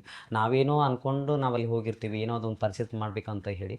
ಸೊ ಸಡನ್ನಾಗಿ ಆ ಥರ ಅಂದಾಗ ನಮಗೂ ಸ್ವಾತಂತ್ರ್ಯ ಇಲ್ವಲ್ಲ ಅಂತ ಆ ಫೀಲಿಂಗ್ ಒಂದು ಆಗುತ್ತೆ. ಆವಾಗ ಮಾನಸಿಕವಾಗಿ ತುಂಬ ನೋವಾಗಿರ್ತದೆ. ಸೊ ಈಗ ನೀವು ಸಮಾಜ ನೀವು ಅವ್ರ ಹತ್ರ ಹೋದಾಗ್ಲೂ ನಿಮ್ಮನ್ನು ದೂರ ತಳ್ಳೋದಿರ್ಬೋದು, ಅಥವಾ ಅವ್ರು ನಿಮ್ಮನ್ನು ಒಂಥರ ಅನ್ಟಚಬಲ್ ಥರ ಮಾಡೋದಿರ್ಬೋದು. ಸೊ ಹಾಗಾಗಿ ಈ ಥರ ಒಂದು ದೃಶ್ಯಗಳು ತುಂಬ ನೋವು ಉಂಟಾಗುತ್ತೆ ಅಂತ ಹೇಳಿದ್ರಿ. ಸೊ ಈ ಥರ ಒಂದು ಸನ್ನಿವೇಶಗಳಾದಾಗ ಆ ಒಂದು ಸನ್ನಿವೇಶದಲ್ಲಿ ಸಮಾಜ ಹೀಗೇನಾ, ಯಾಕೆ ನಮ್ಮನ್ನು ಹೀಗೆ ನೋಡ್ಕೊಳ್ಳುತ್ತೆ ಅನ್ನೋ ಒಂದು ಮನೋಭಾವನೆ ನಿಮಗೆ ಬಂದಿರುತ್ತೆ. ಸೊ ಈ ಒಂದು ದೃಶ್ಯಗಳು ನಿಮಗೆ ಎಷ್ಟು ನೋವು ಮಾಡಿದೆ ಮೇಡಮ್? ನಾನು ಒಂದೊಂದು ಸಲ ಅದನ್ನು ನೆನೆಸ್ಕೊಂಡ್ರೆ, ಇಲ್ಲಿ ಒಂದೊಂದು ಕಡೆ ಹೋದಾಗ ಎಕ್ಸ್ಪೀರಿಯನ್ಸ್ ನಂಗೆ ಆದಾಗ, ನಾನು ಜನರ ಎದುರುಗಡೆ ನಾನು ಆಳಲ್ಲ. ಎಲ್ಲಾದರೂ ಒಂದು ಸೈಡ್ ಒಂದು ಮರದ ಕೆಳಗಡೆ ಹೋಗಿ ಹತ್ತು ಬಿಡ್ತೀನಿ. ನನ್ನದೇ ಒಂದು ಜೀವನನ, ಇಲ್ಲ ನನ್ನ ಥರ ಇರೋರ ಜೀವನನೇ ಹೀಗೇನಾ? ಯಾಕೆ ನಮ್ಮನ್ನು ಒಪ್ಕೊಳ್ತಾ ಇಲ್ಲ? ನಾವು ಮನುಷ್ಯರಲ್ವಾ? ನಮ್ಮ ದೇಹದಲ್ಲಿ ಬ್ಲಡ್ ಇದೆ. ನಾವು ಮನುಷ್ಯರ ಥರ ಎಲ್ಲರ ಥರ ನಾವು ಇದ್ದೇವೆ. ಏನೋ ನಾವು ಮಾಡುವಂಥ ಆ್ಯಕ್ಟಿವಿಟಿ ಮಾತ್ರ ಹೆಣ್ಣಿನ ರೀತಿ. ನಾನು ಏನು ಚೆನ್ನಾಗಿ ಸೀರೆ ಉಟ್ಕೊಳ್ಳಲ್ವಾ? ಚೆನ್ನಾಗಿ ಡ್ರೆಸ್ ಮಾಡಲ್ವಾ? ಮಾಡೆಲ್ ಆಗಲ್ವಾ? ನಾನು ಯಾರಿಗೇನು ಕಮ್ಮಿ ಇದ್ದೇನೆ ಅಂತ ಒಂದು ಕಡೆ ಪ್ರೌಡ್ ಫೀಲ್ ಆದರೆ, ಇನ್ನೊಂದು ಕಡೆ ಅಲ್ಲಿ ನೋಡುವಂಥ ಜನ್ರೇಷನ್ ಮತ್ತು ಆ ಜನರ ರೀತಿ, ಒಂದು ಬಸ್ಸಲ್ಲಿ ಹೋಗುವಾಗೂ ಜೊತೆಯಲ್ಲಿ ಕೂತ್ಕೊಳ್ಳೋಕ್ಕಾಗಲ್ಲ. ಒಂದು ಆಟೋದವ್ರು ಬಂದರೆ ಇವಾಗ ಸ್ವಲ್ಪ ಇದು ಮಾಡ್ತಾರೆ. ಮೊದಲು ಆಟೋದವ್ರು ಬಂದರೆ ಏನಮ್ಮ, ಇಲ್ಲಾಂದರೆ ಸಡನ್ನಾಗಿ ಕೇಳ್ತಾರೆ, ಯಾವ ಕಡೆ ಸವಾರಿ? ಬೇರೆ ಬೇರೆ ರೀತಿಯಲ್ಲಿ ಬೇರೆ ಬೇರೆ ವರ್ಡನ್ನು ಯೂಸ್ ಮಾಡ್ತಾರೆ. ಆವಾಗ ಅನಿಸುತ್ತೆ, ನಾನು ಯಾಕೆ ಕಂಪ್ಲೀಟು ಹುಡುಗಿನೇ ಹುಟ್ಟಬೇಕಿತ್ತು, ಇಲ್ಲ ಕಂಪ್ಲೀಟ್ ಹುಡುಗನ ಆಗಬೇಕಿತ್ತು. ಆ ಒಂದು ಫೀಲಿಂಗ್ಸು ತುಂಬ. ಯಾಕಂತಂದರೆ ನಾವು ಯಾರ ಹತ್ರ ಹೇಳ್ಕೊಳಿಕ್ಕೆ ಆಗಲ್ಲ. ಇನ್ನೊಬ್ಬರ ಹತ್ರ ಹೋಗಿ ಹೇಳ್ಕೊಂಡ್ರೆ, ಈ ಚಕ್ಕಗಳು ಸಹ ಬುದ್ಧಿನೇ ಇದೆ ಬಿಡು ಅಂತಾರೆ. ನಮಗೆ ಒಂದು ಎಮೋಷ್ನಲ್ ಟಚ್ ಆಗುವಂಥವ್ರು ಯಾರೂ ಇಲ್ಲ. ನಮ್ಮವ್ರು ನಮಗೆ ಆಗಬೇಕು. ನಮ್ಮನ್ನ ನೋಡಕ್ ಬಂದಾಗ ನಮ್ಮನ್ನ ದೂರ ತಳ್ತಾರೆ, ಅನ್ಟಚಬಲ್ ಮಾಡ್ತಾರೆ ಅಂತ ಆ ಒಂದು ದೃಶ್ಯಗಳು ನಿಮಗೆ ಎಷ್ಟು ಪೇನ್ಫುಲ್ ಆಗಿದೆ ಮೇಡಮ್? ನನಗೆ ತುಂಬ ಇವಾಗೂ ಅನಿಸುತ್ತೆ. ಒಂದೊಂದು ಸಲ ಇವಾಗೂ ಬರುವಾಗಲೂ ಒಂದೊಂದು ಸಲ ಬಸ್ಸಲ್ಲಿ ಆಗಲಿ, ಬಸ್ ಸ್ಟ್ಯಾಂಡಲ್ಲಾಗಲಿ ತುಂಬ ಫೀಲ್ ಆಗುತ್ತೆ. ಯಾಕಂತಂದರೆ ನಮ್ಮ ನೋವುಗಳು ಕೇಳೋರು ಯಾರೂ ಇಲ್ಲ. ಇಲ್ಲ ನಾವು ಮೇಕಪ್ ಮಾಡ್ಕೊಂಡ್ರೆ ಹೋಗ್ತಾ ಇದ್ದಾಳೆ ನೋಡು ಅನ್ನೋ ಒಂದು ಚೇಷ್ಟೆ ಮಾಡೋರೇ ಜಾಸ್ತಿ ಇರ್ತಾರೆ ಹೊರತು, ನಮ್ಮ ಒಂದು ಮನಸ್ಸಿನ ಒಳಗಡೆ ಇರುವಂಥ ಫೀಲಿಂಗ್ಸ್ ಯಾರೂ ಅರ್ಥ ಮಾಡ್ಕೊಳ್ಳಲ್ಲ. ಇವನ್ ನಮ್ಮವರಾದರೂ ಸಹ ಹಾಗೆ. ನಾವು ಏನಾದರೂ ಜಾಸ್ತಿ ಹೇಳೋದು, ಅಯ್ಯೋ ಅವ್ರದ್ದೇನು ಹಳೆ ಪುರಾಣ ಯಾರು ಕೇಳ್ತಾರೆ ಅನ್ನೋ ಒಂದು ಇದರಲ್ಲಿ ಇರ್ತಾರೆ. ಸೊ ನಾವು ಒಂದು ಬಸ್ಸಲ್ಲಿ ಹೋಗಬೇಕಾದ್ರೂ, ಒಂದು ಮಾರ್ಕೆಟ್ ಹೋಗಬೇಕಾದ್ರೂ, ಒಂದು ಶಾಪಲ್ಲಿ ಹೋಗಬೇಕಾದ್ರೂ ನಮ್ಮನ್ನು ನೋಡೋ ದೃಷ್ಟಿಕೋನ ಬೇರೆ ರೀತಿಯಲ್ಲಿ ಇರುತ್ತೆ. ಇಲ್ಲ ಏನಾದರೂ ಒಂದು ಶಾಪಿಗೆ ಹೋಗಿ ಏನಾದರೂ ಒಂದು ತೊಗೊಳ್ಬೇಕಂತಂದರೆ, ಒಂದು ವಸ್ತು ತೊಗೋಬೇಕಾದ್ರೆ, ರೇಷನ್ ತೊಗೊಳ್ಬೇಕಾದ್ರೂ ಸಹ ನಮ್ಮನ್ನು ಕೆಳಗಿಂದ ಮೇಲ್ಗಂಟ ನೋಡಿ, ಭಿಕ್ಷಾಟನೆಗೆ ಬಂದಿದ್ದಾರಾ ಅಂತ, ತೊಗೊಳಮ್ಮ ₹5 ಅಂತ ಹಿಂಗೆ ಸರಿಸಿಬಿಡ್ತಾರೆ, ಇಲ್ಲ ₹2 ಸರಿಸಿಬಿಡ್ತಾರೆ. ಆವಾಗ ಅಲ್ಲಿ ಜೊತೆಯಲ್ಲಿ ನೋಡುವಂಥವರೆಲ್ಲ ನಮ್ಮನ್ನು ಒಂದು ಥರ ದೃಷ್ಟಿಯಿಂದ ನೋಡುವಾಗ, ಹೆಣ್ಮಕ್ಳಾಗಲಿ ಗಂಡು ಮಕ್ಕಳಾಗಲಿ, ನಮ್ಮನ್ನು ಕುಷ್ಠ ರೋಗದ ರೀತಿಯಲ್ಲಿ ನೋಡುವಂಥ ಒಂದು ಫೀಲಿಂಗ್ಸ್ ಇದಾಗುತ್ತೆ. ನಾವು ಒಂದು ಕಾಯಿಲೆ ನಮ್ಗೆ ಯಾವುದು ಎಲ್ಲರ ಥರ ನಾವು, ನಮ್ಮಲ್ಲಿ ಬ್ಲಡ್ ಇದೆ, ನಮ್ಮಲ್ಲಿ ಅಂದ ಇದೆ, ಚಂದ ಇದೆ ಎಲ್ಲ ನಾವು ಹೇಳ್ದು. ಒಂದೊಂದು ಸಲ ನಾನು ಜೋರು ಮಾಡಿದ್ದೀನಿ, ನಾವು ಮನುಷ್ಯರಲ್ವಾ, ನಾವು ಅಪ್ಪ ಅಮ್ಮನ ಹೊಟ್ಟೆಯಲ್ಲಿ ಹುಟ್ಟಿದ್ದೇವೆ ಅಂತ ನಾವು ಅವರಿಗೆ ಮನವರಿಕೆ ಮಾಡಿ ಬಂದಿದ್ದೇನೆ. ಎಷ್ಟು ಕಷ್ಟ ಆಗುತ್ತೆ ಮ್ಯಾಮ್ ಈ ಒಂದು ದೃಶ್ಯಗಳು. ಆ ಥರ ಜನ ಹೇಳ್ತಿದ್ದಾರೆ, ನಮ್ಮನ್ನು ಅಕ್ಸೆಪ್ಟ್ ಮಾಡ್ತಿಲ್ಲ. ಸೊ ಹೆಂಗೆ ನೀವು ಇದನ್ನೆಲ್ಲ ಅಕ್ಸೆಪ್ಟ್ ಮಾಡಿಕೊಂಡು ಈ ಥರದ ನೀವೇ ಸಮಾಧಾನ ಮಾಡ್ಕೋತೀರಾ? ನನಗೆ ಅದು ಫೀಲಿಂಗ್ಸ್ ಏನಂತಂದ್ರೆ, ಇವಾಗ ನನ್ನ ಒಂದು ನೋವುಗಳೆಲ್ಲ ನಾನು ನುಂಗಿ ನುಂಗಿ ನುಂಗಿ ಯಾರ ಹತ್ರ ಹೇಳ್ಕೊಳಕ್ಕಾಗಲ್ಲ. ನನ್ನ ಕಣ್ಣೀರು ಆಗಲಿ ಏನೇ ಆಗಲಿ, ಒಂದು ಫೀಲಿಂಗ್ಸ್ ಎಲ್ಲ ನಾನು ತೆಗೆದು ಹಾಕಿಬಿಟ್ಟಿದ್ದೀನಿ. ದುಡಿಬೇಕು, ತಿನ್ನಬೇಕು, ಇನ್ನೊಬ್ಬರಿಗೆ ಕೈ ಚಾಚಬಾರ್ದು.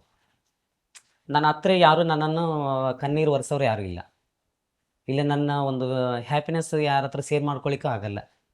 ಯಾಕಂತಂದರೆ ಇವ್ರು ಕೈ ಹೊಡೆಯೋರೆ, ಇವರೇನು ಜೀವನ ಮಾಡ್ತಾರೆ, ಆ ಒಂದು ಫೀಲಿಂಗ್ಸು ಸೊಸೈಟಿಯಲ್ಲಿ ಇದೆ. ಅದು ಬದಲಾವಣೆ ಆಗಬೇಕು. ನನಗೂ ಎಲ್ಲ ಫೀಲಿಂಗ್ಸ್ ಇದೆ, ಎಲ್ಲರ ಥರ ನಾನು ಬದುಕಬೇಕು ಸಮಾಜದಲ್ಲಿ. ನಾನು ಒಂದು ಮನೆ ಕಟ್ಟಬೇಕು, ಜೀವನ ಮಾಡಬೇಕು, ಒಂದು ಕೆಲಸ ಮಾಡಬೇಕು ಅನ್ನೋದೊಂದು ಮನಸ್ಸಲ್ಲಿ ಇರುತ್ತದೆ. ಆದರೆ ಅಲ್ಲಿ ಹತ್ತತ್ರ ಹೋದಾಗ ನಮ್ಮನ್ನು ನೋಡೋ ದೃಷ್ಟಿಕೋನ, ಅಯ್ಯೋ ಇವ್ರು ಯಾಕೆ ಬಂದಿದ್ದಾರಪ್ಪ ಅಂತ. ಏನಾದರೂ ಎಷ್ಟೋ ಜನ ನನಗೆ ಮದುವೆಗೆ ಎಲ್ಲ ಇನ್ವೈಟ್ ಮಾಡ್ತಾರೆ, ನನಗೆ ಹೋಗೋಕ್ಕೆ ಭಯ ಆಗಿಬಿಡ್ತದೆ. ಅಲ್ಲಿ ಹೋದರೆ ನಮ್ಮ ಪಕ್ಕದಲ್ಲಿ ಯಾರೂ ಕೂತ್ಕೊಳ್ಳಲ್ಲ. ಇವ್ರು ಯಾಕೆ ಬಂದಿದ್ದಾರಪ್ಪ, ₹100 ₹200 ಕೊಟ್ಟು ಕಳಿಸ್ಬಿಟ್ರಿ ಅಂದ್ಬಿಡ್ತಾರೆ. ಸೊ ಅಲ್ಲಿ ನಾವು ಹೋಗಿದ್ದು ಅವ್ರು ಇನ್ವೈಟ್ ಮಾಡಿದ್ದಕ್ಕೆ. ಆವಾಗ ಏನು ಅನ್ಸುತ್ತೆ ಅಂತಂದರೆ, ಛೇ, ನಾನು ನಮ್ಮ ಅಪ್ಪ ಅಮ್ಮನ ಜೊತೆ ಇದ್ದಿದ್ರೆ ಇದೆಲ್ಲ ಫೀಲ್ ಬರ್ತಿರಲಿಲ್ಲ. ನನಗೂ ಆ ನೋವು ತುಂಬ ಇದು ಅನಿಸ್ಬಿಡ್ತದೆ. ನನಗೂ ಆ ರೀತಿ ಅಪ್ಪ ಅಮ್ಮನ ಜೊತೆ ಹೋಗಬೇಕು, ದೇವಸ್ಥಾನ ಹೋಗಬೇಕು ಇರುತ್ತೆ. ಸೊ ಈ ಜನಗಳು ಮತ್ತು ಈ ಥರ ಇರುವಾಗ, ಸೊ ನನ್ನ ಅಪ್ಪ ಅಮ್ಮ ಎಕ್ಸೆಪ್ಟ್ ಮಾಡಿದರೆ ನಾನು ಯಾರಿಗೂ ಏನು ಕಮ್ಮಿ ಇಲ್ಲ ಅಂತ ಅನ್ನೋ ಒಂದು ಭಾವನೆಯು ನನಗೆ ಮನಸ್ಸಲ್ಲಿ ಮೂಡ್ತಾ ಇತ್ತು. ನಿಮ್ಮ ಬಾಲ್ಯದ ಬಗ್ಗೆ ಹೇಳಿದ್ರಿ, ನಿಮ್ಮ ಕಷ್ಟಗಳು ದೂರ ಆಗಿರೋದ್ ಬಗ್ಗೆ ಅಥವಾ ಪರಿಸ್ಥಿತಿಗಳ ಬಗ್ಗೆ ಎಲ್ಲ ಹೇಳಿದ್ರಿ. ಸೊ ಈಗ ಒಂದು ಸಮಾಜದಲ್ಲಿ ಒಂದು ಎಜುಕೇಶನ್, ಶಿಕ್ಷಣ ಒಂದು ಪವರ್. ಸೊ ಈ ಪವರು ನಮ್ಮೆಲ್ಲರಿಗೂ ಹೌದು, ಪ್ರತಿಯೊಬ್ಬರಿಗೂ ಶಿಕ್ಷಣ ಒಂದು ನಮ್ಮ ಸೊಸೈಟಿಲಿ ರೆಸ್ಪೆಕ್ಟ್ನ ಗೇನ್ ಮಾಡುತ್ತೆ. ಸೊ ನಿಮಗೆ 10th ಪಾಸ್ ಮಾಡಿದ್ರಿ ಅಲ್ವಾ ನೀವು ನಿಮ್ಮ ಫ್ಯಾಮಿಲಿಲಿ ಇರುವಾಗಲೇ. ಸೊ ನಂತರದ ದಿನಗಳಲ್ಲಿ ನೀವು ನಿಮ್ಮ ಎಜುಕೇಶನ್ ಹೇಗೆ ಮುಂದುವರಿಸಿದ್ರಿ ಮೇಡಮ್? ನಾನು SSLC ಮುಗಿದ ನಂತರ ಪಾಸಾಗಿದೆ. ಸೊ ನಾನು ಕೇರಳ ಹೋದಾಗ ಅಲ್ಲಿ ನಾನು ಕೆಲಸ ಮಾಡಬೇಕು ಹೊಟ್ಟೆಪಾಡಿಗೆ ಅಂತ ಹೇಳಿ ಅಲ್ಲಿ ಒಂದು ಸಂಸ್ಥೆಯಲ್ಲಿ ನಾನು ಒಂದು ಪೀರ್ ಅಂದರೆ ನಮ್ಮ ಒಂದು ಮಂಗಳಮುಖಿಯರ ಗ್ರೂಪಲ್ಲಿ. ಸೊ ಅಲ್ಲಿ ಒಂದು ಎಜುಕೇಷನ್ ಅಂದರೆ ನಾವು ಮಾತಾಡೋದು ಪೀರ್ ಎಜುಕೇಟ್ರ್ ಅಂತ ಹೇಳ್ತಾರೆ. ಸೊ ಆವಾಗ ನನಗೆ ಅಲ್ಲಿ ಒಂದು ಚಿಕ್ಕದೊಂದು ಸ್ಪೇಸ್ ಸಿಕ್ತು. ಸೊ ಆವಾಗ ನಾನು ಅಲ್ಲಿ ವರ್ಕ್ ಮಾಡುವಾಗ ಅಲ್ಲಿ ಒಬ್ಬರು ಮ್ಯಾನೇಜರ್ ಇದ್ದರು. ಅಲ್ಲಿ ಏನೋ ಒಂದು ಇನ್ಸಿಡೆಂಟ್ ನಡೆದಿತ್ತು ಮಂಗಳಮುಖಿಯರದು. ಸೊ ಆ ಇನ್ಸಿಡೆಂಟಲ್ಲಿ ನಾನು ಅಂದ್ಕೊಂಡೆ, ಅವ್ರು ಹೇಳಿದರು, ನಿಮ್ಮ ಮಂಗಳಮುಖಿಯರ ಇರೋದು ಬರೀ ಸೆಕ್ಸ್ ವರ್ಕ್ ಬೆಗ್ಗಿಂಗ್ ಬಿಟ್ಟರೆ ಬೇರೆ ನಿಮಗೇನು ಮುಂದೆ ಬರೋಕ್ಕೆ ಆಗಲ್ಲ ಅಂತ ಅಂದಾಗ. ಸೊ ಅಲ್ಲಿ ಒಂದು ಇದರಲ್ಲಿ ನಾನು ಹೇಳಿದೆ, ಸರ್ ಆ ಥರ ಎಲ್ಲ ಹೇಳಬೇಡಿ ಅಂತ. ಸೊ ಆವಾಗ ನಾನು ಹೇಳಿದೆ, ಇಲ್ಲ ನೀನು ಇದೇ ಕ್ಯಾಟಗರಿಗೆ ಸೇರ್ತೀಯಾ ಅಂತ ಹೇಳಿದೆ. ಸರ್ ಎಸ್, ನಾನು ಅದೇ ಕ್ಯಾಟಗರಿಗೆ ಸೇರ್ತೇನೆ, ನಾನು ಮಂಗಳಮುಖಿನೇ, ನನಗೂ ಎಜುಕೇಷನ್ ಇದೆ, ನನಗೂ ಮುಂದೆ ಒರಿಬೇಕಂತ ಆಸೆ ಇದೆ ಅಂತ ಹೇಳಿದಾಗ, ಸರ್ ಇವತ್ತಲ್ಲ ನಾಳೆ ನೋಡಿ ನಾನು ನಿಮ್ಮ ಪದವಿನೇ ನಾನು ತೊಗೊಳ್ತೀನಿ ಅಂತ ಹೇಳಿ ಅವ್ರಿಗೆ ಚಾಲೆಂಜ್ ಮಾಡಿ, ಅವತ್ತಿನಿಂದ ರಾತ್ರಿ ಹಗಲು ಬೇರೆ ಬೇರೆ ಕೆಲಸ ಮಾಡ್ತಾ ನಾನು ಎಜುಕೇಷನ್ ಕಂಟಿನ್ಯೂ ಮಾಡೋಕ್ಕೆ ಸರೇ ಒಂದು ಪ್ರೇರೇಪಣೆ ನನಗೆ ಆಯಿತು. ಸೊ ಈ ರೀತಿ ದೃಶ್ಯ ಆದಮೇಲೆ ನೀವು ನಿಮ್ಮ ಯಾವ ರೀತಿಯ ಎಜುಕೇಷನ್ನ ಕಂಪ್ಲೀಟ್ ಮಾಡಿದ್ರಿ? ಅಂದರೆ ಯಾವ್ಯಾವ ಜಾಗದಲ್ಲಿ ಯಾವ್ಯಾವ ಥರ ಪದವಿಯನ್ನು ಪಡೆದುಕೊಂಡ್ರಿ ನೀವು? ನಾನು ಅದ ನಂತರ ನಾನು ಎಕ್ಸಾಮು ಪಾಸ್ ಆಗಬೇಕು ಮತ್ತು ಮುಂದೆ ಹೋಗಬೇಕು ಅನ್ನೋ ಒಂದು ಮನಸ್ಸಲ್ಲಿತ್ತು ಅಷ್ಟೇ. ಸೊ ಅದಕ್ಕೆ ಇನ್ಕಮ್ ಬೇಕಿತ್ತು. ಸೊ ಆವಾಗ ಟೈಮಲ್ಲಿ ನನ್ನ ಫ್ರೆಂಡ್ಸು ಎಲ್ಲ ಸಪೋರ್ಟ್ ಮಾಡಿದರು. ಸೊ ನಾನು ಎಜುಕೇಷನ್ ಕಂಟಿನ್ಯೂ ಮಾಡಿದೆ. ಅಲ್ಲಿ ಡಿಗ್ರಿಗೆ ನಾನು PUC ಇದು ಮಾಡಿದೆ.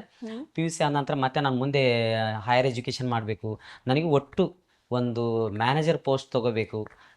ನನ್ನ ಒಂದು ಮಂಗಳಮುಖಿಯರಲ್ಲಿ ನಾನು ಒಂದು ಹೈಯೆಸ್ಟ್ ಎಜುಕೇಷನ್ ಮಾಡಿದ್ರೆ ಸೊಸೈಟಿ ನನ್ನ ಎಕ್ಸೆಪ್ಟ್ ಮಾಡುತ್ತೆ. ಅವರಾಗೆ ಸಮಾಜದಲ್ಲಿ ಯಾವ್ಯಾವ ನಮಗೆ ಎಲ್ಲಿ ಸ್ಪೇಸ್ ಸಿಕ್ಕಿಲ್ಲ ಆ ಸ್ಪೇಸ್ ತೊಗೋಬೇಕು ಅನ್ನೋದೊಂದು ಮನಸ್ಸಲ್ಲಿ ಒಂದು ಛಲ ಹುಟ್ಟುಬಿಟ್ಟಿತ್ತು. ಅದೇ ಸರ್ ಜೊತೆ ನಾನು ಮತ್ತೆ ಕರ್ನಾಟಕಕ್ಕೆ ಬಂದಾಗ ನಾನು ಮ್ಯಾನೇಜರಾಗಿ ವರ್ಕ್ ಮಾಡೋದು ನೋಡಿ ಅವರು ಹೇಳಿದರು, ನೀನು ಮಾತಾಡಿದ್ದು ಇವತ್ತು ಮಾಡಿ ತೋರಿಸಿದೀಯಾ ಅಂತ. ಸೊ ಇವಾಗೂ ಅನಿಸುತ್ತೆ, ಆ ಸರ್ ನಾನು ನೆನೆಸ್ಕೋತೀನಿ, ಅವ್ರು ಅವತ್ತು ಚಾಲೆಂಜ್ ಮಾಡಲಿಲ್ಲ ಅಂದಿದ್ರೆ ಇವತ್ತು ನಾನು ಇಷ್ಟು ಒಂದು ಎಜುಕೇಷನ್ ಮಾಡಿಕೊಂಡು ಮುಂದೆ ಒರಿತಿರ್ಲಿಲ್ಲ ಅಂತ, ಮತ್ತು ನಾನು ಎಲ್ಲರ ಥರನೇ ಬೇರೆ ರೀತಿಯಲ್ಲಿ ಜೀವನ ಮಾಡಬೇಕು ಅಂತ ಅನಿಸ್ತಿತ್ತು. ಸೊ ನಾನು ಆವಾಗಲೇ ಹೇಳ್ದಂಗೆ ಎಜುಕೇಷನ್ ತುಂಬಾ ಇಂಪಾರ್ಟೆಂಟ್ ಆಗುತ್ತೆ.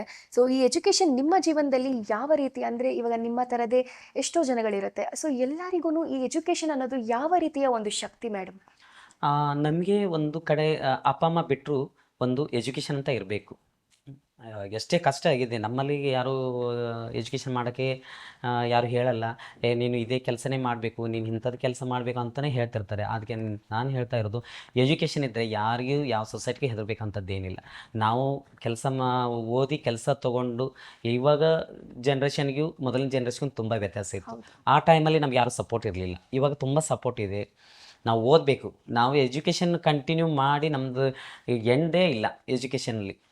ನಮ್ಗೆ ಎಷ್ಟು ಸಾಧ್ಯ ಆಗುತ್ತೋ ಅಷ್ಟು ಓದಬೇಕು. ಓದಿದರೆ ನಮ್ಮ ಮುಂದಿನ ಜೀವನ ಸಲೀಸಾಗಿ ನಡೀತಾ ಇದೆ. ಓದಬೇಕು ಅನ್ನೋದೇ ನನ್ನ ಒಂದು ಆಸೆ. ಸೊ ಅರುಂಧತಿ ಅವರೇ, ನಮಗೆ ಒಂದು ವಿಷಯ ಗೊತ್ತಾಯಿತು. ಸೊ ನೀವು ಫಾರಿನ್ ಯೂನಿವರ್ಸಿಟಿಯವರು ನಿಮಗೆ ನಿರಂತರವಾಗಿ ಸೋಷಿಯಲ್ ವರ್ಕ್ನ ಮಾಡಿರೋದಕ್ಕೆ ನಿಮಗೆ ಡಾಕ್ಟರೇಟ್ ಪದವಿಯನ್ನು ನಿಮಗೆ ಕೊಟ್ಟಿದ್ದಾರೆ. ಸೊ ಇದರ ಬಗ್ಗೆ ಎಷ್ಟು ಖುಷಿ ಇದೆ ಮ್ಯಾಮ್, ಎಷ್ಟು ಹೆಮ್ಮೆ ಇದೆ ನಿಮ್ಮ ಬಗ್ಗೆ. ಸೊ ಇದರ ಬಗ್ಗೆ ಒಂದು ಎರಡು ಮಾತುಗಳು.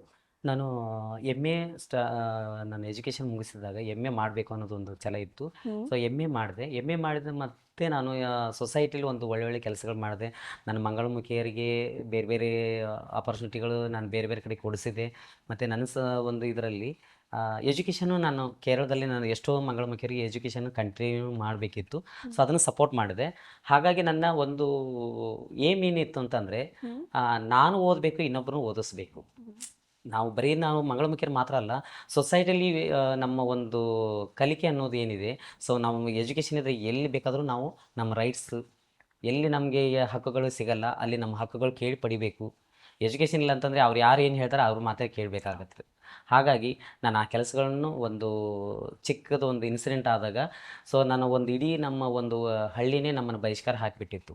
ನಮಗೆ ಒಂದು ಎಜುಕೇಷನ್ ಇರಲಿಲ್ಲ.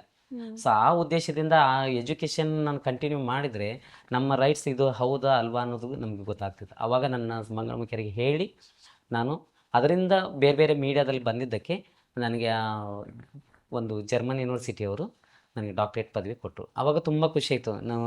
ನಾನು ಇಷ್ಟು ಸಾಧನೆ ಮಾಡಿದ್ದೀನಲ್ಲ ಅಂತ ನನಗೆ ಅನಿಸ್ತು. ಮತ್ತು ಇನ್ನೊಂದು ಕಡೆ ಏನಂತಂದರೆ ನಾನು ಮಾತ್ರ ಅಲ್ಲ, ಎಷ್ಟೋ ಮಕ್ಕಳು ಚಿಕ್ಕ ಚಿಕ್ಕ ಮಕ್ಕಳು ಎಜುಕೇಷನ್ ಕಂಟಿನ್ಯೂ ಮಾಡಿರಲಿಲ್ಲ. ನಾನು ಅವರಿಗೆ ಸಪೋರ್ಟ್ ಮಾಡ್ತಿದ್ದೆ. ನಿಮ್ಗೆ ಈ ಥರ ತಗೋ, ಈ ಥರ ಪೆನ್ಸಿಲು, ಪುಸ್ತಕ ಆಗಲಿ ಪ್ರತಿಯೊಂದು ಕೊಟ್ಟು ಅವ್ರನ್ನ ಸಪೋರ್ಟ್ ಮಾಡಿ ಇವತ್ತು ನನ್ನ ಒಂದು ಮಗಳು ಅಡ್ವೊಕೇಟ್ ಆಗಿದ್ದಾಳೆ. ಸೊ ಅದು ನಂಗೆ ತುಂಬ ಖುಷಿ. Very nice. ಸೊ ಈಗ ನೀವು ಹೇಳಿದ್ರಿ ಎಜುಕೇಷನ್ ಇರಲೇಬೇಕು ಪ್ರತಿಯೊಬ್ಬರಿಗೆ. ಈ ಎಜುಕೇಷನ್ ಅನ್ನೋದು ನಿಮ್ಮ ಜನಾಂಗಕ್ಕೆ ಎಷ್ಟು ಇಂಪ್ಯಾಕ್ಟ್ ಆಗುತ್ತೆ ಮ್ಯಾಮ್ ಸೊಸೈಟಿಲಿ? ಸೊಸೈಟಿಯಲ್ಲಿ ತುಂಬ ಇಂಪ್ಯಾಕ್ಟ್ ಇದೆ ಮ್ಯಾಮ್. ಪ್ರತಿಯೊಂದು ಇವಾಗ ನಾವು ಬೆಗ್ಗಿಂಗ್ ಮತ್ತು ಬೇರೆ ಸೆಕ್ಸ್ ವರ್ಕ್ ಮಾತ್ರ ಅಲ್ಲ, ನಾವು ಕೆಲಸ ಮಾಡಿದ್ರೆ ಇವತ್ತು ಯಾವ ಮೇഖലಯಲ್ಲೂ ನಾವು ಕಮ್ಮಿ ಇಲ್ಲ. ಹೆಣ್ಮಕ್ಳು ಹೇಳ್ತಾರೆ ನಾವು ಯಾರಿಗೆ ಗಂಡ್ಮಕ್ಳಿಗೆ ಕಮ್ಮಿ ಇಲ್ಲ ಅಂತ. ಗಂಡ್ಮಕ್ಳಿಗೆ ಕಂಪೇರ್ ಮಾಡಿದ್ರೆ ನಾವು ಈಗ ಸೊಸೈಟಿಯಲ್ಲಿ ಹೆಣ್ಮಕ್ಳಿಗೆ ಗಂಡ್ಮಕ್ಳಿಗೆ ನಾವು ಏನು ಕಡಿಮೆ ಇಲ್ಲ. ನಾವು ಟ್ರಾನ್ಸ್ಜೆಂಡರು ಎಲ್ಲ ರಂಗದಲ್ಲೂ ನಾವು ಕೆಲಸ ಮಾಡಬಲ್ಲಿವು ಅನ್ನೋದೊಂದು ಮೆಸೇಜ್ ನಾವು ಈಗ ಕೊಡ್ತಾ ಇದ್ದೀವಿ. ಸಾಮಾಜಿಕ ಹೋರಾಟದ ಕಡೆಗೆ ನಿಮ್ಮನ್ನು ಸೆಳೆದ ಒಂದು ವಿಷಯ ಅಂದರೆ ಯಾವುದು?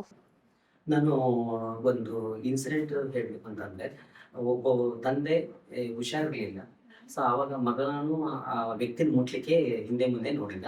ಸೊ ಆವಾಗ ನನಗನ್ನಿಸ್ತು ಆ ವ್ಯಕ್ತಿ ವಾಮಿಟ್ ಮಾಡುವಾಗ ಸೊ ಅದನ್ನು ನಾನು ಕೈಯಲ್ಲಿ ತೊಗೊಂಡು ಹೋಗಿ ನಾನು ಚೆಲ್ಲಿದೆ. ಆವಾಗ ಮಗ ಬಂದು ನನ್ನನ್ನು ಬೈದ, ನೀನು ಯಾಕೆ ಸಪೋರ್ಟ್ ಮಾಡಿದೆ ಅಂತ. ಆವಾಗ ನನಗನ್ನಿಸ್ತು ಸಮಾಜದಲ್ಲಿ ನಾನು ಏನಾದರೂ ಒಂದು ಸಾಧನೆ ಮಾಡಬೇಕು, ಹೋರಾಟ ಮಾಡಬೇಕು ಅಂತ ಹೇಳಿ. ಸೊ ಅಲ್ಲಿಂದ ನನ್ನ ಒಂದು ಜರ್ನಿ ಪ್ರಾರಂಭ ಆಯಿತು ಹೋರಾಟದ ಕಡೆನೆ. ಹಾಗೆ ಮತ್ತೆ ನನ್ನ ಒಂದು ಊರಲ್ಲಿ ಮಂಗಳಮುಖಿಯರನ್ನ ಬಹಿಷ್ಕಾರ ಹಾಕ್ತಾ ಇದ್ರು.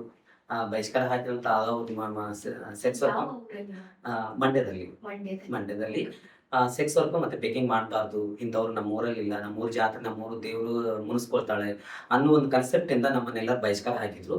ಸೊ ನಾನು ಅದನ್ನು ಎದುರಿಸಿದೆ. ನನ್ನನ್ನು ಅಲ್ಲಿ ಸಾಯಿಸೋಕ್ಕೆಲ್ಲ ಪ್ರಯತ್ನ ಪಟ್ಟರು.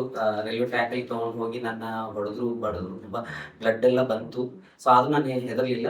ಸೊ ಅದನ್ನು ನಾನು ಇದು DC ಅವರಿಗೆ ನಾವು ಒಂದು ಡೆಲ್ಲಿಯಿಂದ ಒಂದು ಟೀಮ್ ಕರೆಸಿ ಮೀಡಿಯಾದ ಒಂದು ಕವರೇಜ್ ಮಾಡಿಕೊಂಡು ನಮ್ಮಲ್ಲಿ ಮಂಗಳಮುಖಿಯರು ಯಾರು ತಪ್ಪು ಮಾಡಿದ್ದಾರೆ, ಯಾರು ಸರಿ ಮಾಡಿದ್ರು ಅಂತ ಹೇಳಿ ಒಂದು ಡಾಕ್ಯುಮೆಂಟ್ರಿ ಮಾಡಿಕೊಂಡು ನಾನು ಅಲ್ಲಿ ಫೈಟ್ ಮಾಡಿದೆ. ಆದರೆ ಅಲ್ಲಿ ನಮ್ಮ ಜನ ಹೇಳ್ತಾ ಇದ್ರು, ಜನಗಳು ಸರಿ ಇಲ್ಲ, ನಿಮ್ಮನ್ನು ಕೊಂದ್ಬಿಡ್ತಾರೆ, ಕೊಲೆ ಮಾಡ್ತಾರೆ ಅನ್ನೋದ್ರಿಂದ ನಾನು ಅದನ್ನು ಬಿಡಲಿಲ್ಲ. ಆದರೂ ನಮಗೆ ಅಲ್ಲಿ ಒಂದು ಏನಂತಂದ್ರೆ ನನಗೆ ಎಜುಕೇಷನ್ ಇರೋದ್ರಿಂದ ನಾನು ಪ್ರತಿಯೊಂದು ಊರಲ್ಲಿ ನಮಗೆ ಆಧಾರ್ ಕಾರ್ಡ್ ಇರಲಿಲ್ಲ, ವೋಟರ್ ID ಇರಲಿಲ್ಲ, ಯಾವುದೂ ಇರಲಿಲ್ಲ. ದಾಖಲಾತಿಗಳು ಇವತ್ತು ಕೆಲವರಿಗೆ ಇಲ್ಲ. ನಾನು ಅಲ್ಲಿಂದ ಆ ದಾಖಲಾತಿ ಪ್ರಾರಂಭ ಮಾಡಿದೆ. ಸೊ ಅದೇ ರೀತಿ ಅಲ್ಲಿ ಕೆಲಸ ನಾನು ರಾಮನಗರದಲ್ಲಿ ಪ್ರಾಜೆಕ್ಟ್ ಮ್ಯಾನೇಜರಾಗಿ ವರ್ಕ್ ಮಾಡಿದೆ.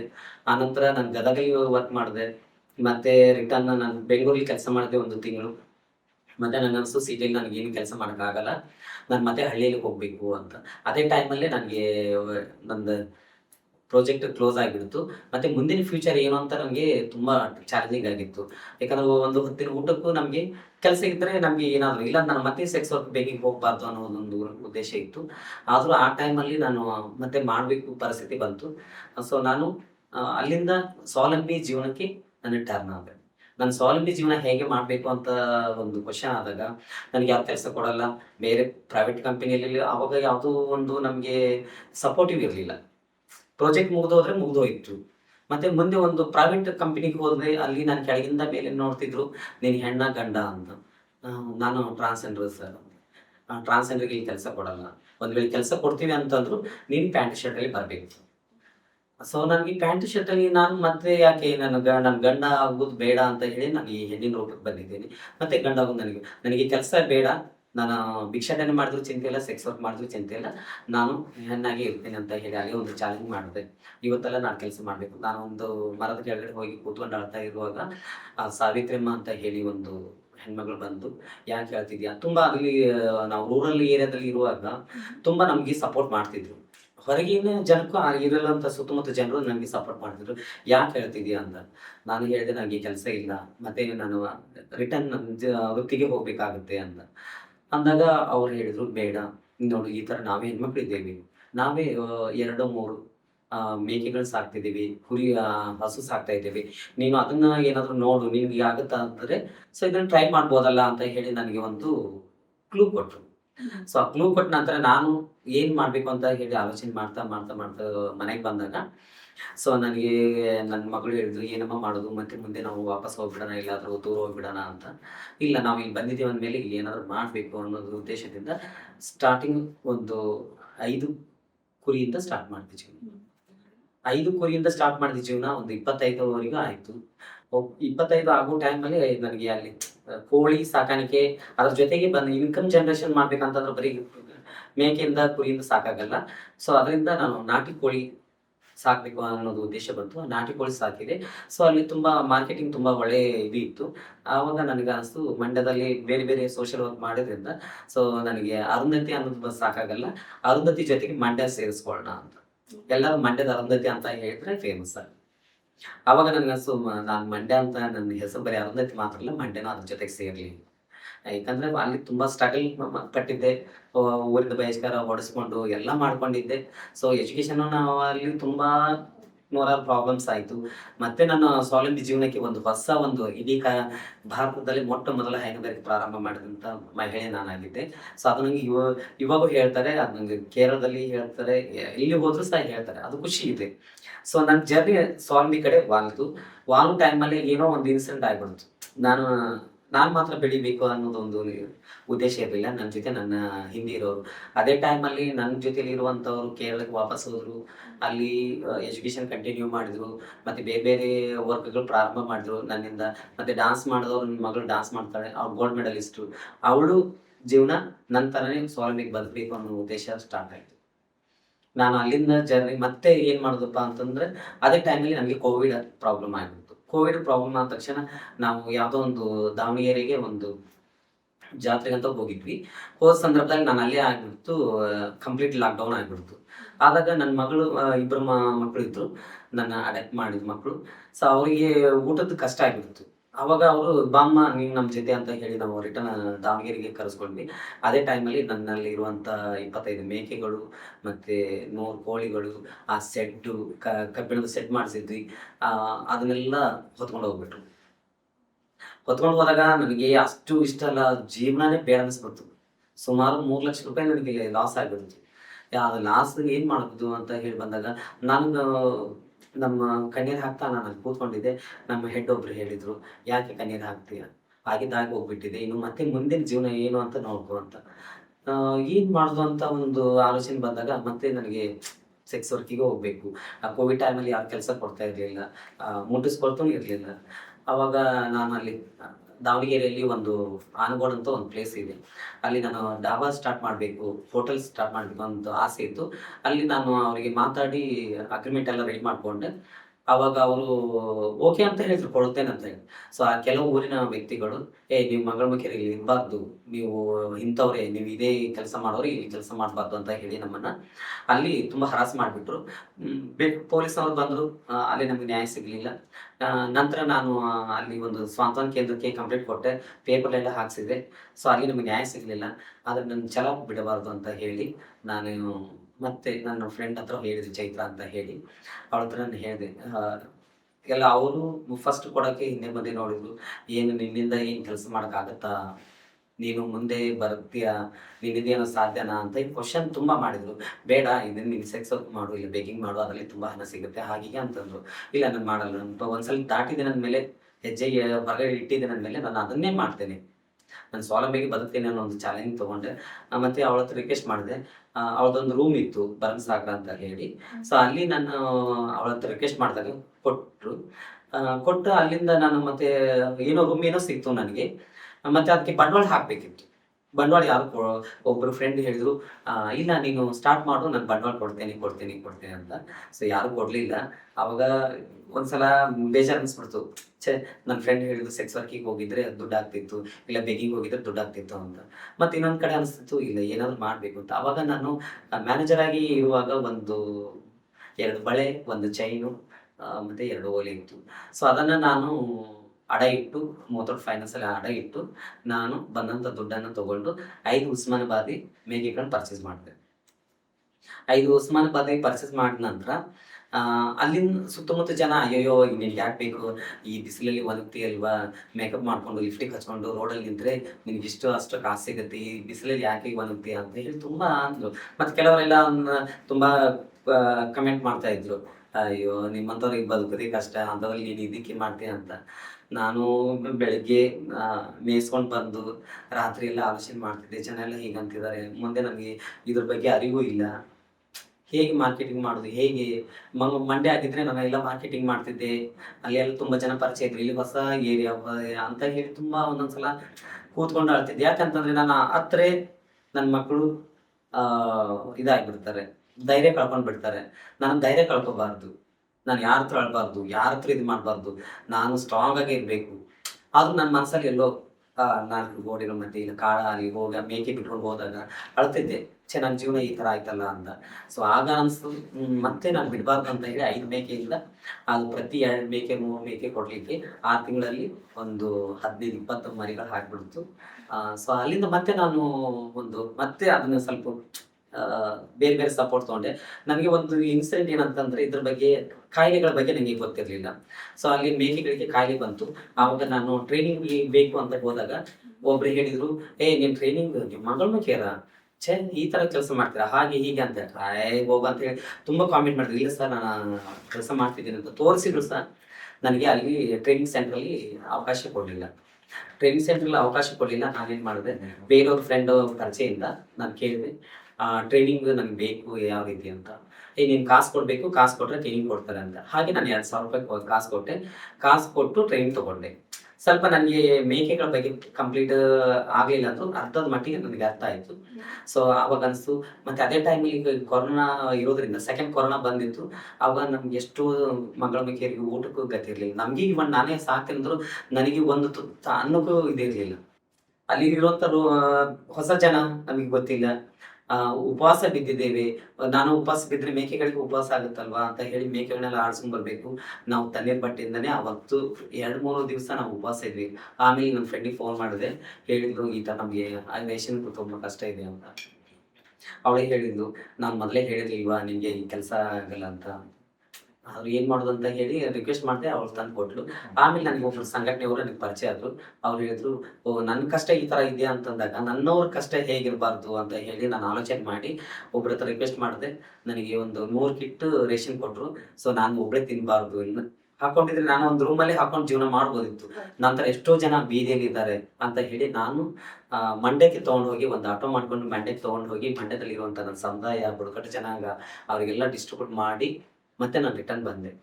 ಆವಾಗ ಹಸಿವಿನ ಬೆಲೆ ನನಗೆ ಗೊತ್ತಾಯ್ತು. ಆಮೇಲೆ ನಾನು ಒಂದು ಪ್ಲಾನ್ ಮಾಡ್ಕೊಂಡೆ, ಯಾಕೆ ನನ್ನ ಮೇಕೆಗಳು ಜಾಸ್ತಿ ಆಗ್ತಾ ಇದೆ, ಕೋಳಿಗಳು ಜಾಸ್ತಿ ಆಗ್ತಿದೆ, ನಾನು ಯಾಕೆ ಇನ್ನೊಬ್ಬರಿಗೆ ಕೊಡಬಾರ್ದು ಅಂತ ನಾನು ಅವಾಗ ಎಲ್ಲರೂ ಜನ ಹೇಳ್ತಿದ್ರು, ಅಯ್ಯೋ ಮಂಗಳಮುಖಿ ಕೆಲಸ ಮಾಡ್ತಾ ಅಂತ. ನಮ್ಮವರೇ ಅಯ್ಯೋ ನೀನು ಹಿಕ್ಕಿ ಮೇಕೆ ಇದು ವೇಸ್ಟ್ ತೆಗಿಯಕ್ಕೆಲ್ಲ ಆಯ್ತಂದಿದ್ರು ನನ್ನ ಫ್ರೆಂಡ್ಸೇ.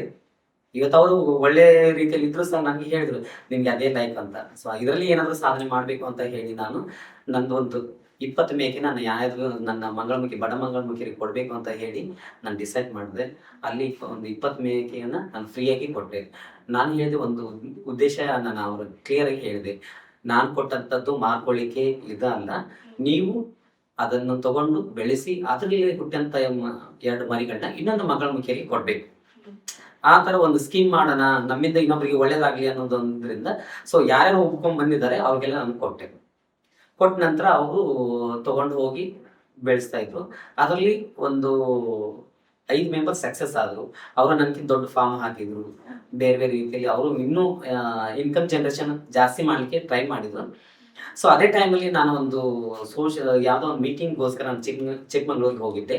ಚಿಕ್ಕಮಂಗ್ಳೂರಿಗೆ ಹೋದಾಗ ನಂದು 50 ಮೇಕೆನ ಒಂದೇ ಸಲ ಕಳ್ಳರು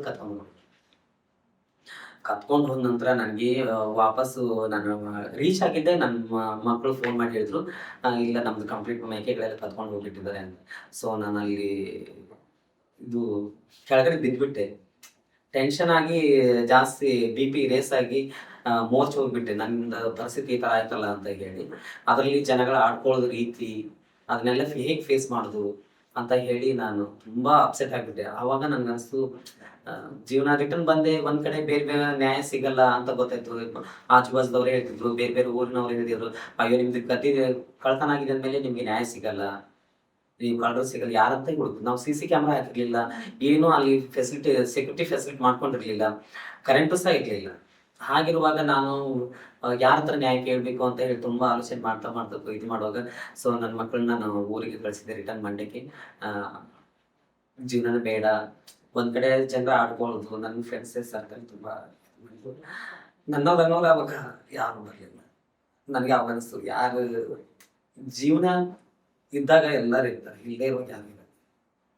ಅವಾಗ ನನ್ನ ತಂದೆ ತಾಯಿ ಬರ್ಲಿಲ್ಲ, ಅಣ್ಣ ತಮ್ಮ ಬರ್ಲಿಲ್ಲ, ಫ್ರೆಂಡ್ಸ್ ಬರ್ಲಿಲ್ಲ, ಸಂಘಟನೆಯವರು ಬರ್ಲಿಲ್ಲ. ಅವಾಗ ಒಂದ್ ಕಡೆ ಕೂತ್ಕೋಬೇಕಲ್ವಾ ಅಂತ ಅನಿಸ್ಬಿಡ್ತು, ಜೀವನ ಎಂಡ್ ಮಾಡ್ಕೊಂಡ್ಬಿಡೋಣ ಅಂತ ಅನಿಸ್ತು. ಸೊ ಅದೇ ಟೈಮಲ್ಲಿ ನಾನು ಆತ್ಮಹತ್ಯೆಗೆ ಎಲ್ಲ ಟ್ರೈ ಮಾಡಿದೆ. ಮೇಡಮ್ ಮಹಿಳಾ ನಿಗಮದ ಮೇಡಮ್ ಪುಷ್ಪಲತಾ ಅವರು, ಇಲ್ಲ ಅವ್ರು ಪೇಪರ್ಲೆಲ್ಲ ಬಂದಿದ್ದು ನೋಡಿ, ಇಲ್ಲ ನಾವು ನಿಮ್ಮ ಜೊತೆಗಿದ್ದೀವಿ, ನೀವು ಧೈರ್ಯ ಕಳ್ಕೊಬೇಡಿ, ಸಪೋರ್ಟ್ ಮಾಡ್ತೀವಿ ಅಂತ ಹೇಳಿ. ಆವಾಗ ನನ್ನ ಫ್ರೆಂಡ್ಸ್ ಎಲ್ಲ ಹೇಳಿದೆ ನಮ್ಗೆ. ಖಂಡಿತವಾಗ್ಲೂ ಎಷ್ಟು ಎಷ್ಟು ನೋವಿದೆ ಅವರ ಮನಸ್ಸಲ್ಲಿ ಅಂದರೆ, ಯಾಕಂದರೆ ಈ ಕಾಲದಲ್ಲಿ ನಾವೆಲ್ಲರೂ ಸೆಲ್ಫಿಶ್ ಆಗಿರ್ತೀವಿ. ಯಾಕಂದರೆ ನಮ್ಮದು ನಮ್ಮ ಮನೆ, ನಮ್ಮವರು ನಮ್ಮ ಜೊತೆಗಿದ್ರೆ ಸಾಕು ಅನ್ನೋ ಈ ಕಾಲದಲ್ಲಿ ಸೊ ಈ ತಾಯಿ ಏನು ಮಾಡಿದ್ದಾಳೆ, ರೇಷನ್ ಇರ್ಬೋದು, ಅವ್ರಿಗೊಬ್ಬರೇ ತಿನ್ನೋದೇ ಅಲ್ಲದೆ ಎಲ್ಲರಿಗೂ ಹಂಚಿ ತಿಂದು ಮೇಕೆಗಳನ್ನ ಇನ್ನೊಂದು ಮಂಗಳಮುಖಿಗೆ ಕೊಟ್ಟು ಅದನ್ನು ಮರಿ ಹಾಕಿ ಎಷ್ಟು ಒಳ್ಳೆ ಯೋಜನೆನ ನೀವು ಅವರಿಗೆ ಹೇಳ್ಕೊಟ್ಟಿದ್ದೀರಾ. ಸೊ ತುಂಬ ಖುಷಿ ಆಗುತ್ತೆ ನಿಮ್ಮ ಒಂದು ಕತೆ ಕೇಳಿದ್ರೆ ಮೇಡಮ್. ಅವಾಗ ಮತ್ತೆ ನಾನು ಮೇಡಮ್ ಹತ್ರ ರಿಕ್ವೆಸ್ಟ್ ಮಾಡಿದೆ. ಅದೇ ಟೈಮಲ್ಲಿ ನಮಗೆ ಅಲ್ಲಿ ಜಾಗೃತಿ ಕಳಿಸ್ಕೊಂಡು ಬಂತು, ಅದು ಇನ್ನೂ ತುಂಬಾ ದೊಡ್ಡ ಇತ್ತು. ಅವಾಗ ನಾನು ಏನ್ ಮಾಡ್ದು ಅಂತ ಗೊತ್ತಾಗ್ಲಿಲ್ಲ ಮೇಡಮ್. ಮತ್ತೆ ತುಂಬಾ ಜನ ಮಂಗಳಮುಖಿ ಸೆಕ್ಸ್ ವರ್ಕಿಗೆ ನೀವು ಸೀಮಿತ ಅನ್ನೋ ಒಂದು ಬ್ರ್ಯಾಂಡ್ ಆಗ್ಬಿಟ್ಟಿತ್ತು. ಅವಾಗ ಜಾಗ ಕೇಳಿದ್ರೆ ಯಾರು ಕೊಡ್ಲಿಲ್ಲ. ಅವಾಗ ನಾನು ಏನಪ್ಪ ಮಾಡುದು ಅಂತ ಅಂದಾಗ ಒಬ್ರು ಟೇಲರ್ ರಾಜೇಶ್ ಅಂತ ಹೇಳಿ ಮಾಲೆ ಟೇಲರ್ ಅಂತ, ಸೊ ಅವ್ರ ಹತ್ರ ರಿಕ್ವೆಸ್ಟ್ ಈ ತರ ಆಯ್ತು ನನ್ನ ಪರಿಸ್ಥಿತಿ ಅಂತ ಅಂದಾಗ ಅವ್ರು ಹೇಳಿದ್ರು, ಇಲ್ಲ ನಾನು ಓನರ್ ಹತ್ರ ಮಾತಾಡ್ತೇನೆ, ಮಾತಾಡಿ ನಿಮಗೆ ಸಪೋರ್ಟ್ ಮಾಡಿಸ್ತೇನೆ ಅಂತ. ಸೊ ಅವ್ರದ್ದು ವೇಸ್ಟ್ ಬಿದ್ದಂತ ಇಡೀ ನಮ್ಮ ಏರಿಯಾದಲ್ಲಿ ಇರುವಂತ ವೇಸ್ಟ್ ತಗೊಂಡು ಹೋಗಿ ಜಾಗದಲ್ಲಿ ಇದೇ ಜಾಗ ನಿಮ್ಗೆ ಕ್ಲೀನ್ ಮಾಡ್ಕೋಬಹುದು ಅಂತ. ಸೊ ಅಲ್ಲಿ ಹೋಗ್ತೀನಿ, ಸ್ಮೆಲ್ ಅಂದ್ರೆ ಸ್ಮೆಲ್, ತುಂಬಾ ವೇಸ್ಟ್ ಸುಟ್ಟಂತ ಇದು, ಇಲ್ಲಪ್ಪ ಹೇಗಪ್ಪ ಬದುಕುದು ಅಂತ ನನಗೆ ಅನ್ಸ್ಬಿಡ್ತು. ಅವಾಗ ರಾತ್ರಿ ಹಗಲು ಕಷ್ಟಪಟ್ಟೆ. ನಮ್ಮ ಫ್ರೆಂಡ್ಸ್ ಎಲ್ಲ ಹೋಗ್ಬಿಟ್ರು, ನನ್ನ ಜೊತೆ ಇರೋಂಥ ಮಕ್ಕಳು ಹೋಗ್ಬಿಟ್ರು. ಸೊ 3 ತಿಂಗಳ ನಾನು ಅಲ್ಲಿ ರಾತ್ರಿ ಹಗಲು ಕ್ಲೀನ್ ಮಾಡ್ಕೊಂಡು ಮೇಡಮ್ ಅವರು ಅದೇ ಟೈಮಲ್ಲಿ ನನಗೆ ಲೋನ್ ಇದು ಮಾಡಿದ್ರು. ಆ ನಂತರ ಅಲ್ಲಿ ಮತ್ತೆ ನನ್ನ ಕನಸಲ್ಲಿರುವಂಥದ್ದು 100 ಮೇಕೆ ಒಂದು ಸೆಟ್ ಮಾಡಬೇಕು, ಹೈಟೆಕ್ ಸೆಟ್ ಮಾಡಬೇಕು ಅಂತ ಒಂದು ಕನಸು ಇತ್ತು. ಸೊ ಅದು ನೆರವೇರಿದ ನಂತರ ನಂತರ ಅವ್ರು ಹೇಳಿದ್ರು, ಎಷ್ಟೋ ಜನ ನಮ್ಮವರೇ ಅಪೋಸ್ ಮಾಡಿದ್ರು, ಅಯ್ಯೋ ಅವಳು ಏನು ಕೆಲಸ ಮಾಡ್ತಾಳೆ, ತೊಗೊಂಡೋಗಿ ಅಮೌಂಟು ಎಲ್ಲ ಏನಾದರೂ ದುಂದು ವೆಚ್ಚ ಮಾಡಿಬಿಡ್ತಾಳೆ ಅಂತ. ನನ್ನ ಮನಸ್ಸಲ್ಲಿ ಇದ್ದಿದ್ದು, ನಾನು ಇದಕ್ಕಿಂತ ಬೆಳಿಬೇಕು, ನನ್ನಿಂದ ಇನ್ನೊಬ್ರಿಗೆ ಒಂದು ಮಾರ್ಗದರ್ಶನ ಆಗಬೇಕು, ಇನ್ನೊಬ್ರಿಗೆ ಇನ್ಸ್ಪೈರ್ ಆಗ್ಬೇಕು, ನಾನು ಒಂದು ರೋಲ್ ಮಾಡಲ್ ಆಗಬೇಕು ಅನ್ನೋ ಉದ್ದೇಶದಿಂದನೇ ನಾನು ಮತ್ತೆ ಜರ್ನಿ ಸ್ಟಾರ್ಟ್ ಮಾಡಿದೆ. ಆವಾಗ ನಾನು ಮೇಕೆಗಳು ಮತ್ತು ಕುರಿಗಳನ್ನ ಮತ್ತೆ ಸಾಕಲಿಕ್ಕೆ ಪ್ರಾರಂಭ ಮಾಡಿದೆ. ಇವಾಗ ಡಿಸೆಂಬರ್ ಎಷ್ಟೋ ಜನ ಅಲ್ಲಿ ಸುತ್ತಮುತ್ತ ಏರಿಯಾದಲ್ಲಿ ಹೇಳ್ತಾರೆ, ಈವನ್ ಫೀಮೇಲ್ಸ್ ಬಂದಿದ್ದಾರೆ, ಮೇಲ್ ಬಂದಿದ್ದಾರೆ, ಬೇರೆ ಬೇರೆ ಡಿಸ್ಟ್ರಿಕ್ಟಿಂದ ಬಂದಿದ್ದಾರೆ ಟ್ರೈನಿಂಗ್ ತಗೊಳ್ಳಿಕ್ಕೆ. ನೀನು ಯಾವ ರೀತಿ ಮಾಡಿದ್ಯಾ, ಇದಕ್ಕೆಲ್ಲ ಐಡಿಯಾ ಯಾರು ಕೊಟ್ಟರು ಅಂತ. ಓನ್ ಐಡಿಯಾ ಯಾರಾದ್ರೂ ಕೇಳಿದ್ರು, ಇಷ್ಟ ಹಣ ಕೊಡು ಅಂತ ಕೇಳ್ತಾರೆ. ನನ್ನ ಹತ್ರ ಹಣ ಇರಲಿಲ್ಲ ಅವಾಗ. ಸೊ ನಾನು ಕೆಲವು ಯೂಟ್ಯೂಬ್ಗಳು ನೋಡಿದೆ, ಕೆಲವು ಸೋಷಿಯಲ್ ಮೀಡಿಯಾಗಳನ್ನ ನೋಡಿದೆ, ಈ ಥರನೇ ಮಾಡಬೇಕು ಅಂತ ಹೇಳಿ ನಾನು ಸೊ ನನ್ನದೇ ಆದಂಥ ಒಂದು ಪ್ಲ್ಯಾನ್ ಕ್ರಿಯೇಟ್ ಮಾಡಿಕೊಂಡು ನಾನು ಅದು ಸೆಟ್ ರೆಡಿ ಮಾಡಿ ಮತ್ತೆ ಮೇಕೆಗಳನ್ನ ಸಾಕಲಿಕ್ಕೆ ಪ್ರಾರಂಭ ಮಾಡಿ ಮತ್ತೆ ಒಂದ್ ಕಡೆ ಲೋನ್ ಕಟ್ಟಬೇಕು, EMI ಕಟ್ಟಬೇಕು, ಇನ್ನೊಂದ್ ಕಡೆ ನನ್ನ ಜೀವನ ನೋಡ್ಕೋಬೇಕು. ಆವಾಗ ನನ್ನ ಫ್ರೆಂಡ್ಸ್ ಬಂದ್ರು, ನಾನು ಏನೇನು ಕಳ್ಕೊಂಡಿದ್ದೆ ಎಲ್ಲ ಬಂತು. ನನ್ನ ತಮ್ಮ ಬಂದ, ಇವತ್ತು ನನ್ನ ತಮ್ಮ ನನಗೆ ಅಕ್ಕ ಅಂತ ಹೇಳ್ಕೊಳಕ್ಕೆ ಹೆಮ್ಮೆ ಇದೆ ಅಂತ. ಸೊ ಒಂದು ಟೈಮಲ್ಲಿ ನಾನು ಅವನು ಒಂದೇ ಚೇರ್ ಸೇವ್ ಮಾಡ್ಕೊಂಡಿದ್ದೇವೆ ಸನ್ಮಾನಕ್ಕೆ. ಸೊ ಅವಾಗ ಪಕ್ಕದಲ್ಲಿ ನನ್ನ ತಮ್ಮ ಅಂತ ಹೇಳ್ಕೊಳಕ್ಕೆ ನನಗೂ ಆಗ್ತಿರ್ಲಿಲ್ಲ, ನನ್ನ ಅಕ್ಕ ಅಂತ ಹೇಳ್ಕೊಳಕ್ಕೆ ಅವ್ರಿಗೆ ಆಗ್ತಾ ಇರಲಿಲ್ಲ. ಸೊ ಅಷ್ಟು ನನಗೂ ಅಷ್ಟು ನೋವಿದೆ. ಮತ್ತೆ ನನ್ನ ಫ್ಯಾಮಿಲಿ, ನಾನು ಏನೇನು ಕಳ್ಕೊಂಡಿದ್ದೇನೆ ಮತ್ತೆ ನನಗೆ ಸಿಗಬೇಕು, ಆ ಥರ ಒಂದು ಭಾವನೆಯಿಂದ ನಾನು ಮತ್ತೆ ಹಾರ್ಡ್ ವರ್ಕ್ ರಾತ್ರಿ ಹಗಲು ಕಷ್ಟಪಟ್ಟು ಮತ್ತೆ ಕೆಲಸ ಮಾಡಿ ಮತ್ತೆ ನಂಗೆ ಅನಿಸ್ತು, ಎಲ್ಲರಂದ್ರು ಇನ್ಮೇಲೆ ನೀವು ದುಡ್ಡು ಮಾಡಿಕೊಂಡು ಒಡವೆ ವಸ್ತ್ರ ಎಲ್ಲ ಮಾಡಿಕೊಂಡು ಹೈಫೈ ಜೀವನ ಮಾಡೋದು ಅಂತ.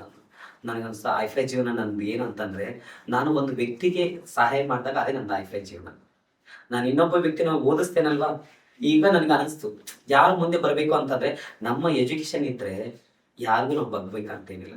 ನನಗೆ ಆ ಎಜುಕೇಷನ್ ದೇವರು ನನಗೆ ಕೊಟ್ಟಿದ್ದ, ನಾನು ಮಾಡಿದ್ದೆ. ಸೊ ಇವತ್ತು ನಾನು ಎಷ್ಟೋ ನೋವಿದೆ, ಯಾರ ಹತ್ರ ಹೇಳ್ಕೊಳಕ್ಕಾಗಲ್ಲ, ಆದರೂ ನಾನು ಧೈರ್ಯವಾಗಿ ಎಜುಕೇಷನ್ ಒಂದು ವಿದ್ಯೆ ಅಂತಿದ್ರೆ ನಾವು ಯಾರಿಗೂ ಹೆದರ್ಬೇಕಂತದ್ದು ಏನಿಲ್ಲ. ಉಪವಾಸ ಇರ್ಬೋದು, ಆದ್ರೂ ಗೆಲ್ತೀವಿ, ಇವತ್ತಲ್ಲ ನಾಳೆ ಗೆಲ್ತೀವಿ ಅನ್ನೋದಕ್ಕೆ ನಾನೇ ಉದಾಹರಣೆ. ಆಮೇಲೆ EMI ಕಟ್ಟಿ ಆದರೂ ನಾನು 1 ವರ್ಷ ಕಂಪ್ಲೀಟ್, ನನ್ನ ಫ್ರೆಂಡ್ ಹೇಳಿದ್ರು ಮಲ್ಲಪ್ಪ ಅಂತ ಹೇಳಿ, ನೀನು ಕಂಪ್ಲೀಟ್ ನೀನು ಇದರಲ್ಲಿ ಕೆಲಸ ಮಾಡು, ಆಮೇಲೆ ನಿನ್ನ ಒಂದು ಆಸೆಗಳನ್ನ ಈಡೇರಿಸ್ಬೋದು ಅಂತ.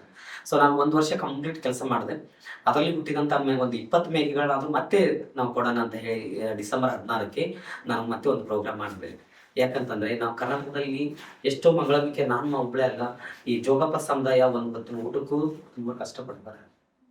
ಸೊ ಯಾರು ಬಡ ಮಂಗಳಮುಖಿಯರಿದ್ದಾರೆ ಅವ್ರಿಗೆ ನಾನು ಏನಾದರೂ ಒಂದು ಮಾಡಬೇಕು ಅನ್ನೋ ಉದ್ದೇಶದಿಂದ ನಾನು ಮತ್ತೆ ಪ್ರೋಗ್ರಾಮ್ ಮಾಡಿ ಯಾರ್ಯಾರಿಗೆ ನೀಡ್ ಇದೆ ಅವ್ರಿಗೆ 2 ಮೇಕೆಗಳು ಉಚಿತವಾಗಿ ಕೊಡೋಕ್ಕೆ ಪ್ರಾರಂಭ ಮಾಡಿದೆ. ಸೊ ಅದ ನಂತರ ನೋವು ತುಂಬ ಸ್ಟ್ರಗಲ್ ಇದೆ. ನಾನು ಹೇಳ್ತೇನೆ ನನ್ನ ನೋವುಗಳು ಅವ್ರಿಗೆ ಹೇಳ್ತೀನಿ, ಅಯ್ಯೋ ಇದು ಹೇಗಮ್ಮ ನಾವು ಕಾಯಿದು ಅಂತ. ಈಗ ನಾನು ಹೇಳ್ತಿದ್ದೀನಿ, ನಾನು ಹೇಗೆ ಬದುಕಿದ್ದೀನಿ, ನೀವು ಹಾಗೆ ಬದುಕಿ, ಅದೇ ರೀತಿ ಬದುಕಂತಲ್ಲ. ಸೊ ನಿಮ್ಮ ಏರಿಯಾದಲ್ಲಿ ಯಾವ ರೀತಿ ಒಂದು ಸಿಚುವೇಶನ್ ಇದೆ, ಸೊ ಅದಕ್ಕೆ ನೀವು ಒಂದು ಹೊಂದ್ಕೊಂಡು ಜೀವನ ಮಾಡೋದು ರೀತಿ ಕಲಿಯೋಣ ಅಂತ. ಸೊ ಆವಾಗ ಕೆಲವರು ಕೇಳಿದ್ದಾರೆ, ಕೆಲವರು ಬೇಡ ಅಂತ ಹೋಗಿದ್ದಾರೆ. ಯಾರು ನನಗೆ ಕಷ್ಟ ಅಂತ ಬರ್ತಾರೆ, ನಾನು ಅವ್ರಿಗೆ ಸಪೋರ್ಟ್ ಮಾಡ್ತೀನಿ. ನೀವು ಬೆಳೀರಿ, ಮುಂದೆ ನೀವು ಇನ್ನೊಬ್ಬರನ್ನ ಬೆಳೆಸ್ರಿ. ಈಗ ನಾನು ಬೆಳೆದಿದ್ದೇನೆ, ನಾನು ಇನ್ನೊಬ್ಬರನ್ನ ಬೆಳೆಸ್ತೀನಿ. ಸೊ ಆ ಒಂದು ಇದರಿಂದ ನನ್ನ ಜೀವನ ಸ್ಟಾರ್ಟ್ ಮಾಡಿದ್ದೀನಿ. ಸೊ ನನ್ನ ಮಹಿಳಾ ನಿಗಮದವರು ಪುಷ್ಪಲತಾ ಮೇಡಮ್ ಅವರು ಈಗ ಮಂಗಳಮುಖಿಯಲ್ಲಿ ಯಾರು ಸ್ವಾವಲಂಬಿಯಾಗಿ ಬದುಕ್ತಾರೆ ಅವ್ರಿಗೆ ಸಪೋರ್ಟ್ ಮಾಡ್ತೀವಿ ಅಂತ ಹೇಳಿದ್ರು. ಸೊ ಅದನ್ನ ನೋಡಿ KSM ಫೋರಮ್ ಒಬ್ರು ಸಂಯೋಜಕರು ಮಲ್ಲಪ್ಪ ಕುಂಬಾರ ಅಂತ ಹೇಳಿ ನನ್ನ ಮೇಡಮ್ ಹತ್ರ ಹೋಗಿ ಪರಿಚಯ ಮಾಡಿ ಈ ಥರ ಕೆಲಸ ಮಾಡ್ತಾಳೆ ಅಂತ ಹೇಳಿದಾಗ, ಸೊ ಫಸ್ಟ್ ಅವ್ರು ನಂಬಲಿಲ್ಲ. ಮತ್ತು ಅವ್ರು ನನಗೆ ವಿಸಿಟ್ ಕೊಟ್ಟ ನಂತರ ಇಲ್ಲ ಇವರು ಮಾಡ್ತಾರೆ ಅಂತ ಹೇಳಿ, ಮತ್ತು ಮಹಿಳಾ ನಿಗಮದ ಅಧ್ಯಕ್ಷರು ಪದ್ಮಾವತಿ ಮೇಡಮ್ ಅವರು ಬಂದು ಒಂದ್ಸಲ ವಿಸಿಟ್ ಕೊಟ್ಟರು. ಅವರಿಗೆ ಮನವರಿಕೆ ಆದ ನಂತರ ನನಗೆ ಲೋನ್ ಸ್ಯಾಂಕ್ಷನ್ ಮಾಡ್ತಾರೆ. ಲೋನ್ ಸ್ಯಾಂಕ್ಷನ್ ಮಾಡಿ ನಂತರ ನನ್ನ ಅವರು ಅಷ್ಟೇ ಬಿಡಲ್ಲ, ಮತ್ತು ನನ್ನ ಪ್ರತಿ ಹಿಂದೆ ಅವರು ಏನೇನು ವರ್ಕ್ ಮಾಡ್ತಾರೆ ಪ್ರತಿ ಒಂದು ವಾರ ನನ್ನ ಕಂಟಿನ್ಯೂ ಆಗಿ ಫೋನ್ ಮಾಡೋದಾಗಲಿ ಮಾತಾಡೋದಾಗಲಿ ಅಂಥ ಮೇಡಮ್ ಸಿಕ್ಕೋದು ನನಗೆ ತುಂಬ. ಮತ್ತು ಇದೇ ಸರ್ಕಾರನು ಮಹಿಳಾ ನಿಗಮಕ್ಕೆ ನಾನು ಎಷ್ಟು ಧನ್ಯವಾದ ಹೇಳಿದ್ರು ಕಡಿಮೆನೇ. ನನ್ನಂಥ ಮಂಗಳಮುಖಿಯರಿಗೆ ಇನ್ನೂ ಹೆಚ್ಚಿನ ಮಟ್ಟದಲ್ಲಿ ಕೆಲಸ ಮಾಡಲಿ, ಸಪೋರ್ಟ್ ಮಾಡಲಿ. ನಾನು ಬೇರೆ ಸ್ಟೇಟಲ್ಲಿ ಕಂಪೇರ್ ಮಾಡಿದರೆ ನನಗೆ ಕರ್ನಾಟಕದಲ್ಲಿ ಮೇಡಮ್ ಅವರು ಅಷ್ಟು ಸಪೋರ್ಟ್ ಮಾಡೋದಕ್ಕೆ ಅವರಿಗೆ ನನ್ನ ಲೈಫ್ ಲಾಂಗ್ ಅವ್ರನ್ನ ಯಾವುದೇ ಕಾರಣಕ್ಕೂ ಮರೆಯಲ್ಲ. ನನಗೆ ತುಂಬ ಹೃದಯದ ಧನ್ಯವಾದಗಳು ಈ ಟೈಮಲ್ಲಿ ಮೂಮೆಂಟಲ್ಲಿ ನಾನು ಹೇಳಿಕ್ಕೆ ಇಷ್ಟಪಡ್ತೇನೆ. KSWDC ಮಹಿಳಾ ನಿಗಮದವರು ಇನ್ನೂ ಕರ್ನಾಟಕದಲ್ಲಿ ಇರುವಂಥ ಎಷ್ಟೋ ಬಡ ಮಂಗಳಮುಖಿಯರಿದ್ದಾರೆ, ಅವರಿಗೆ ಇನ್ನೂ ಹೆಚ್ಚು ಅನುದಾನ ಕೊಡ್ತಾ ಇದ್ದಾರೆ. ಸೊ ಸ್ವಾವಲಂಬಿಗೆ ಬದುಕು ಕಟ್ಕೊಳ್ಳಿಕ್ಕೆ ಒಂದು ಒಳ್ಳೆಯ ಒಂದು ಪ್ಲಾಟ್ಫಾರ್ಮ್ ಕ್ರಿಯೇಟ್ ಮಾಡಿದ್ದೀರಾ. ದಯವಿಟ್ಟು ಇನ್ನು ಮುಂದಿನ ಒಂದು ಇದರಲ್ಲಿ ಬರುವಂಥ ಮಂಗಳಮುಖಿಯರಿಗೆ ನೀವು ಇನ್ನೂ ಸಪೋರ್ಟ್ ಮಾಡಿ, ಈ ಸರ್ಕಾರನೂ ಸಪೋರ್ಟ್ ಮಾಡಲಿ ಅಂತ ಹೇಳಿ ನನ್ನೊಂದು ವಿನಂತಿ. ಮುಂದಿನ ದಿನಮಾನದಲ್ಲಿ ಹಲವಾರು ಮಂಗಳಮುಖಿಯರು ನಂತರ ಅವರು ಒಂದು ಸ್ವಂತ ಜೀವನ ಮಾಡಲಿಕ್ಕೆ ಒಂದು ಉದ್ಯಮ ಮಾಡಿಕೊಡಿ ಅಂತ ಅನ್ನೋದೇ ನನ್ನ ಒಂದು ರಿಕ್ವೆಸ್ಟ್ ಮಾಡ್ತಾ ಇದ್ದೀನಿ. ಅರುಂಧತಿ, ಸಮಾಜದಲ್ಲಿ ನಿಜವಾಗ್ಲೂ ಟ್ರಾನ್ಸ್ಜೆಂಡರ್ನ ಬಗ್ಗೆ ನಿಜವಾಗ್ಲೂ ತಿಳ್ಕೊಳ್ಳೇಬೇಕಾಗಿರೋ ಒಂದು ಸತ್ಯ ಅಂದರೆ ಯಾವುದು? ಮೇಡಮ್, ನಾನು ಹೇಳ್ತಾ ಇದ್ದೇನೆ ಅಂತ ಏನಂತಂದರೆ, ನಮ್ಮ ಫಸ್ಟ್ ಆಫ್ ಆಲ್ ನಮ್ಮ ಮನೆಯಿಂದ ಸ್ಟಾರ್ಟ್ ಆಗುತ್ತೆ ನಮ್ಮ ಜೀವನ. ನಾವು ಬೇರೆ ಕಡೆ ಹೋಗೋದಾಗ್ಲಿ ಬರೋದಾಗ್ಲಿ, ನಾವು ಉನ್ನತ ಸ್ಥಾನಕ್ಕೆ ಹೋಗ್ಬೇಕಾದ್ರೆ ಫಸ್ಟು ನಮ್ಮನ್ನು ಫ್ಯಾಮಿಲಿ ಎಕ್ಸೆಪ್ಟ್ ಮಾಡಬೇಕು, ಆಮೇಲೆ ಸಮಾಜ ನಮ್ಮನ್ನು ಎಕ್ಸೆಪ್ಟ್ ಮಾಡಬೇಕು. ಆವಾಗಲೇ ನಮಗೊಂದು ಧೈರ್ಯ ಮತ್ತು ಒಂದು ಛಲ ಅನ್ನೋದು ಕೊಟ್ಕೊಳ್ಳುತ್ತೆ. ಪ್ರತಿಯೊಂದು ಮಂಗಳಮುಖಿಗೂ ನಾನು ಏನು ಹೇಳಿಕ್ಕೆ ಇಷ್ಟಪಡ್ತೀನಿ ಅಂತಂದರೆ, ಅಪ್ಪ ಅಮ್ಮ ಒಂದು ಸಪೋರ್ಟ್ ಮಾಡಿ, ನಾವು ಮಂಗಳಮುಖಿಯರು ಅಂದರೆ ಈಗ ಹೆಣ್ಣು ಗಂಡು, ಈಗ ಒಬ್ಬ ಮನುಷ್ಯನಿಗೆ ಯಾವ ರೀತಿ ಒಂದು ಮಗು ಹುಟ್ಟಿದ್ರೆ ಹೆಣ್ಣಾಗ್ಲಿ ಗಂಡಾಗ್ಲಿ ಎಕ್ಸೆಪ್ಟ್ ಮಾಡ್ತೀರಾ, ಅದೇ ಒಂದು ಅಂಗವಿಕಲ ಆದರೂ ಎಕ್ಸೆಪ್ಟ್ ಮಾಡ್ತೀರಾ. ಯಾಕೆ ನಮ್ಮನ್ನು ಎಕ್ಸೆಪ್ಟ್ ಮಾಡಿಬಿಡಿ, ಅವಾಗ ನಾವು ಯಾವ ತೊಂದರೆಗೆ ಸಿಕ್ಕಾಕೊಳ್ಳಲ್ಲ. ಇವನ್ ನಾವು ಬೆಗಿಂಗಿಗೂ ಹೋಗಲ್ಲ, ಸೆಕ್ಸ್ ವರ್ಕಿಗೂ ಹೋಗಲ್ಲ. ನಾವು ನಿಮ್ಮ ಅಪ್ಪ ಅಮ್ಮನ ಜೊತೆನೇ ಇದ್ಕೊಂಡು ನಾವು ಉನ್ನತ ಹುದ್ದೆಯಲ್ಲಿ ಎಜುಕೇಶನ್ ಮಾಡ್ಕೊಂಡು, ಇಲ್ಲ ನಮ್ಮ ಸ್ಕಿಲ್ ಏನಿದೆ ಅದನ್ನು ನಾವು ಈಡೇರಿಸ್ಕೊಳ್ಳಿಕ್ಕೆ ನನ್ನ ಮೊದಲ ಪಾಠ ಮನೆಯಿಂದ ಅಂತ. ಸೊ ಈ ಸಾಮಾಜಿಕ ಹೋರಾಟದಲ್ಲಿ ನೀವು ಯಾವ ರೀತಿ, ಈಗ ಒಂದು 5 ವರ್ಷಗಳ ಹಿಂದೆ ನೀವು ಒಂದು ಬೇರೆ ರೀತಿಯ ಒಂದು ಲೈಫ್ ಜರ್ನಿನ ನೋಡ್ಕೊಂಡು ಬಂದಿದ್ದೀರಾ. ನೆಕ್ಸ್ಟು ಇನ್ನು 10 ವರ್ಷಗಳ ನಂತರ ನೀವು ಯಾವ ಒಂದು ಪೊಸಿಷನಲ್ಲಿ ಇರಬೇಕು ಅಂತ ಇಷ್ಟಪಡ್ತೀರಾ, ಅಥವಾ ನಿಮ್ಮನ್ನ ನೀವು ಎಲ್ಲಿ ನೋಡಬೇಕು ಅನ್ನೋ ಒಂದು ಆಸೆ ಪಡ್ತೀರಾ ಮೇಡಮ್? ಮೇಡಮ್, ನನ್ನ 5 ವರ್ಷದ ಜರ್ನಿ ತುಂಬಾ ಸ್ಟ್ರಗಲ್ ಆಗಿತ್ತು. ಬೇರೆ ಬೇರೆ ಒಂದು ನೋವುಗಳು ನಾನು ಪಟ್ಟೆ. ಇನ್ನು ಮುಂದಿನ ಒಂದು 10 ವರ್ಷದ ಜೀವನ ಯಾವ ರೀತಿ ಇರ್ಬೇಕಂತಂದ್ರೆ, ನಾನು ಇವಾಗ ಕಲ್ತಿದ್ದೇನೆ. ನಾನು ಒಂದು ಟೀಚರ್ ಆಗಿ ನಾನು ಬರುವಂತ ಮಂಗಳಮುಖಿ ಮಾತ್ರ ಅಲ್ಲ, ಇಡೀ ಸಮಾಜಕ್ಕೆ ನಾನು ಏನಂತಂದ್ರೆ, ನಂದು ರೀತಿ ಇಲ್ಲ ನನ್ಕಿಂತ ಹೆಚ್ಚಿನ ಮಟ್ಟದಲ್ಲಿ ಅವ್ರು ಬೆಳೀಲಿ.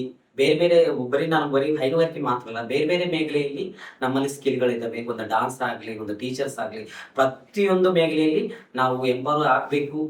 ಆಗಕ್ಕೆ ಸಮಾಜ ಸಪೋರ್ಟ್ ಮಾಡಬೇಕು ಅನ್ನೋದೇ ನನ್ನ ಒಂದು ಗುರಿ. ಯಾವ ರೀತಿಯ ಬದಲಾವಣೆ ಇದನ್ನೆಲ್ಲ ನಿಮಗೆ ಸಪೋರ್ಟ್ ಮಾಡಿದ್ರೆ ಆ ಒಂದು ಬದಲಾವಣೆಗಳು ನಿಮ್ಮ ಜೀವನದಲ್ಲಿ ದೊಡ್ಡ ಒಂದು ಇಂಪ್ಯಾಕ್ಟ್ ಆಗ್ಬೋದು?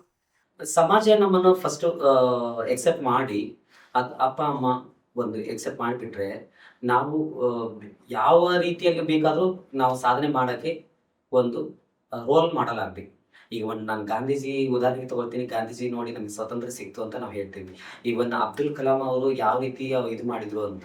ಸೊ ಅದೇ ರೀತಿ ಸುಧಾಮೂರ್ತಿ ಅವರು ಯಾವ ರೀತಿ ಎಷ್ಟು ಒಂದು ಸಿಂಪಲ್ ಆಗಿದ್ರು ಅಂತ ನಾವು ಉದಾಹರಣೆ ಕೊಡ್ತೀವಿ. ಹಾಗೆ ನಮ್ಮ ಒಂದು ಟ್ರಾನ್ಸ್ಜೆಂಡರ್ ಯಾವ ರೀತಿ ಇದ್ರು, ಯಾವ ರೀತಿ ಕಷ್ಟಪಟ್ಟರು, ಸ್ಟ್ರಗಲ್ ಪಟ್ಟರು, ತುಂಬಾ ಅವರ ಸ್ಟೋರಿಗಳು ನೋಡ್ತಾ ಇದ್ರೆ, ಸೊ ನಮ್ಮ ಬರುವಂತ ಒಂದು ಟ್ರಾನ್ಸ್ಜೆಂಡರ್ಗೆ ಅದು ಮಾರ್ಗದರ್ಶನ ಆಗುತ್ತೆ ಅಂತ. ಇವನ್ ನಾವು ಬರೀ ಪುಸ್ತಕದಲ್ಲಿ ಮಾತ್ರ ನೋಡ್ತೀವಿ. ನಿಜ ಜೀವನದಲ್ಲಿ ಅವರವರ ಕಷ್ಟಗಳು, ನೋವುಗಳು ಗೊತ್ತಾದ್ರೆ ನಾವು ಮುಂದೆ ಸಮಾಜದಲ್ಲಿ ಯಾವ ರೀತಿ ಬದುಕಬೇಕು, ಯಾವ ರೀತಿ ಸ್ಟ್ರಗಲ್ ಬಂದ್ರೆ ಯಾವ ರೀತಿ ಎದುರಿಸ್ಬೇಕು ಅನ್ನೋದು ಒಂದು ನಮಗೆ ಛಲ ಹುಟ್ಟುತ್ತೆ.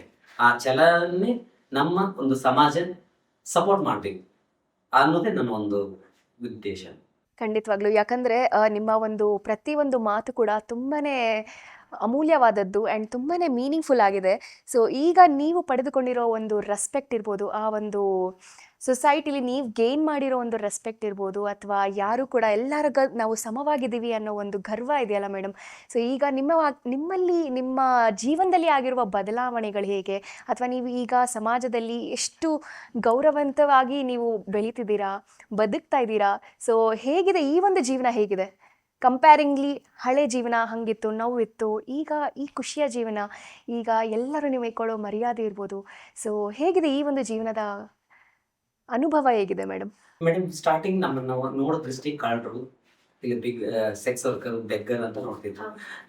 ಇವನ್ ಎಲ್ಲೇ ಹೋಗ್ಲಿ, ನಾನು ಹೋಗೋ ಕಡೆ ಎಲ್ಲ ಈಗ ಹಲವಾರು ಮೀಡಿಯಾಗಳಲ್ಲಿ, ಪೇಪರ್ ಬಂದದ್ರಿಂದ, ಸೊ ಅರುಂಧತಿ ಈ ತರ ಕೆಲಸ ಮಾಡ್ತಾಳೆ, ಈ ತರ ಇದು ಮಾಡ್ತಾಳೆ ಅಂತ ನಾನು ನೋಡಿದ ತಕ್ಷಣ ಎಲ್ಲರೂ ಬನ್ನಿ ಮೇಡಮ್, ಮೊದಲು ಏನಮ್ಮ ಅಂತಿದ್ರು. ಇವಾಗ ಬನ್ನಿ ಮೇಡಮ್, ಕೂತ್ಕೊಳ್ಳಿ, ಏನ್ ಬೇಕು ಅನ್ನೋ ಕೇಳೋ ಒಂದು ರೆಸ್ಪೆಕ್ಟ್, ಕೊಡೋ ರೆಸ್ಪೆಕ್ಟ್ ಇದೆ ಅಲ್ವಾ. ಎಲ್ಲಿ ಹೋದ್ರು ಈಗ ನಮ್ಮವ್ರಿಗೆ ಕೊಡುವಂತ ರೆಸ್ಪೆಕ್ಟ್ ಅದು ಎಲ್ಲರಿಗೂ ಸಿಗ್ಬೇಕು. ನನಗೆ ಅರುಂಧತಿಗೆ ಮಾತ್ರ ಅಲ್ಲ, ಎಲ್ಲರಿಗೂ ಸಿಗ್ಬೇಕು. ನಾವೆಲ್ಲರೂ ಅದನ್ನ ಪಡ್ಕೋಬೇಕು, ನಮ್ಮದು ಹಕ್ಕು. ನಾವು ಇನ್ನೊಬ್ಬರಿಗೆ ರೆಸ್ಪೆಕ್ಟ್ ಕೊಟ್ಟೆ, give the respect, take the respect. ಆ ರೀತಿ ನಾವು ಸಮಾಜಕ್ಕೆ ನಾವು ಗೌರವ ಕೊಡೋಣ, ಸಮಾಜದಿಂದ ನಾವು ಗೌರವ ತಗೊಳ್ಳೋಣ ಅನ್ನೋ ಒಂದು ಪಾಲಿಸಿಯಿಂದ ಇವತ್ತು ಸೊಸೈಟಿಲಿ ಒಂದು ಆ ಜೀವನಕ್ಕೂ ಈ ಜೀವನಕ್ಕೂ ತುಂಬಾ ವ್ಯತ್ಯಾಸ ಇದೆ. ನಾನೊಂದು ಎಂಟರ್ಪ್ರೆನರ್ ಅಂತ ಹೇಳೋಕೆ, ಉದ್ಯಮಿ ಅಂತ ಹೇಳ್ಕೊಳಕ್ಕೆ ತುಂಬಾ ಖುಷಿ ಇದೆ. ಅದ್ರ ಜೊತೆಗೆ ನನಗೆ ಊರ್ಜಾ ಫೆಲೋಶಿಪ್ ಅಂತ ಸಿಕ್ತು. ಅದು ಇಡೀ ಇಂಡಿಯಾದಲ್ಲೇ ಮೊದಲು ಒಂದು ಎಂಟರ್ಪ್ರೆನರ್ಗೆ ಸಿಗುವಂತ ಒಂದು ಫೆಲೋಶಿಪ್. ಅದು ವುಮೆನ್ ಡಿಪಾರ್ಟ್ಮೆಂಟ್ ಇದೆ, ಅದು ಡೆಲ್ಲಿದು. ಸೊ ಅದು ಕೊಟ್ಟಾಗ ನಮ್ಗೆ ಏನಂತಂದ್ರೆ ಟ್ರೈನಿಂಗ್ಸ್ ಎಲ್ಲ ಕೊಟ್ಟರು, ಯಾವ ರೀತಿ ನಾವು ಒಂದು ಉದ್ಯಮ ಸ್ಟಾರ್ಟ್ ಮಾಡ್ಬೇಕು, ಯಾವ ರೀತಿ ಉದ್ಯಮ ಮುಂದೆ ತಗೊಂಡು ಹೋಗ್ಬೇಕು ಅನ್ನೋದು.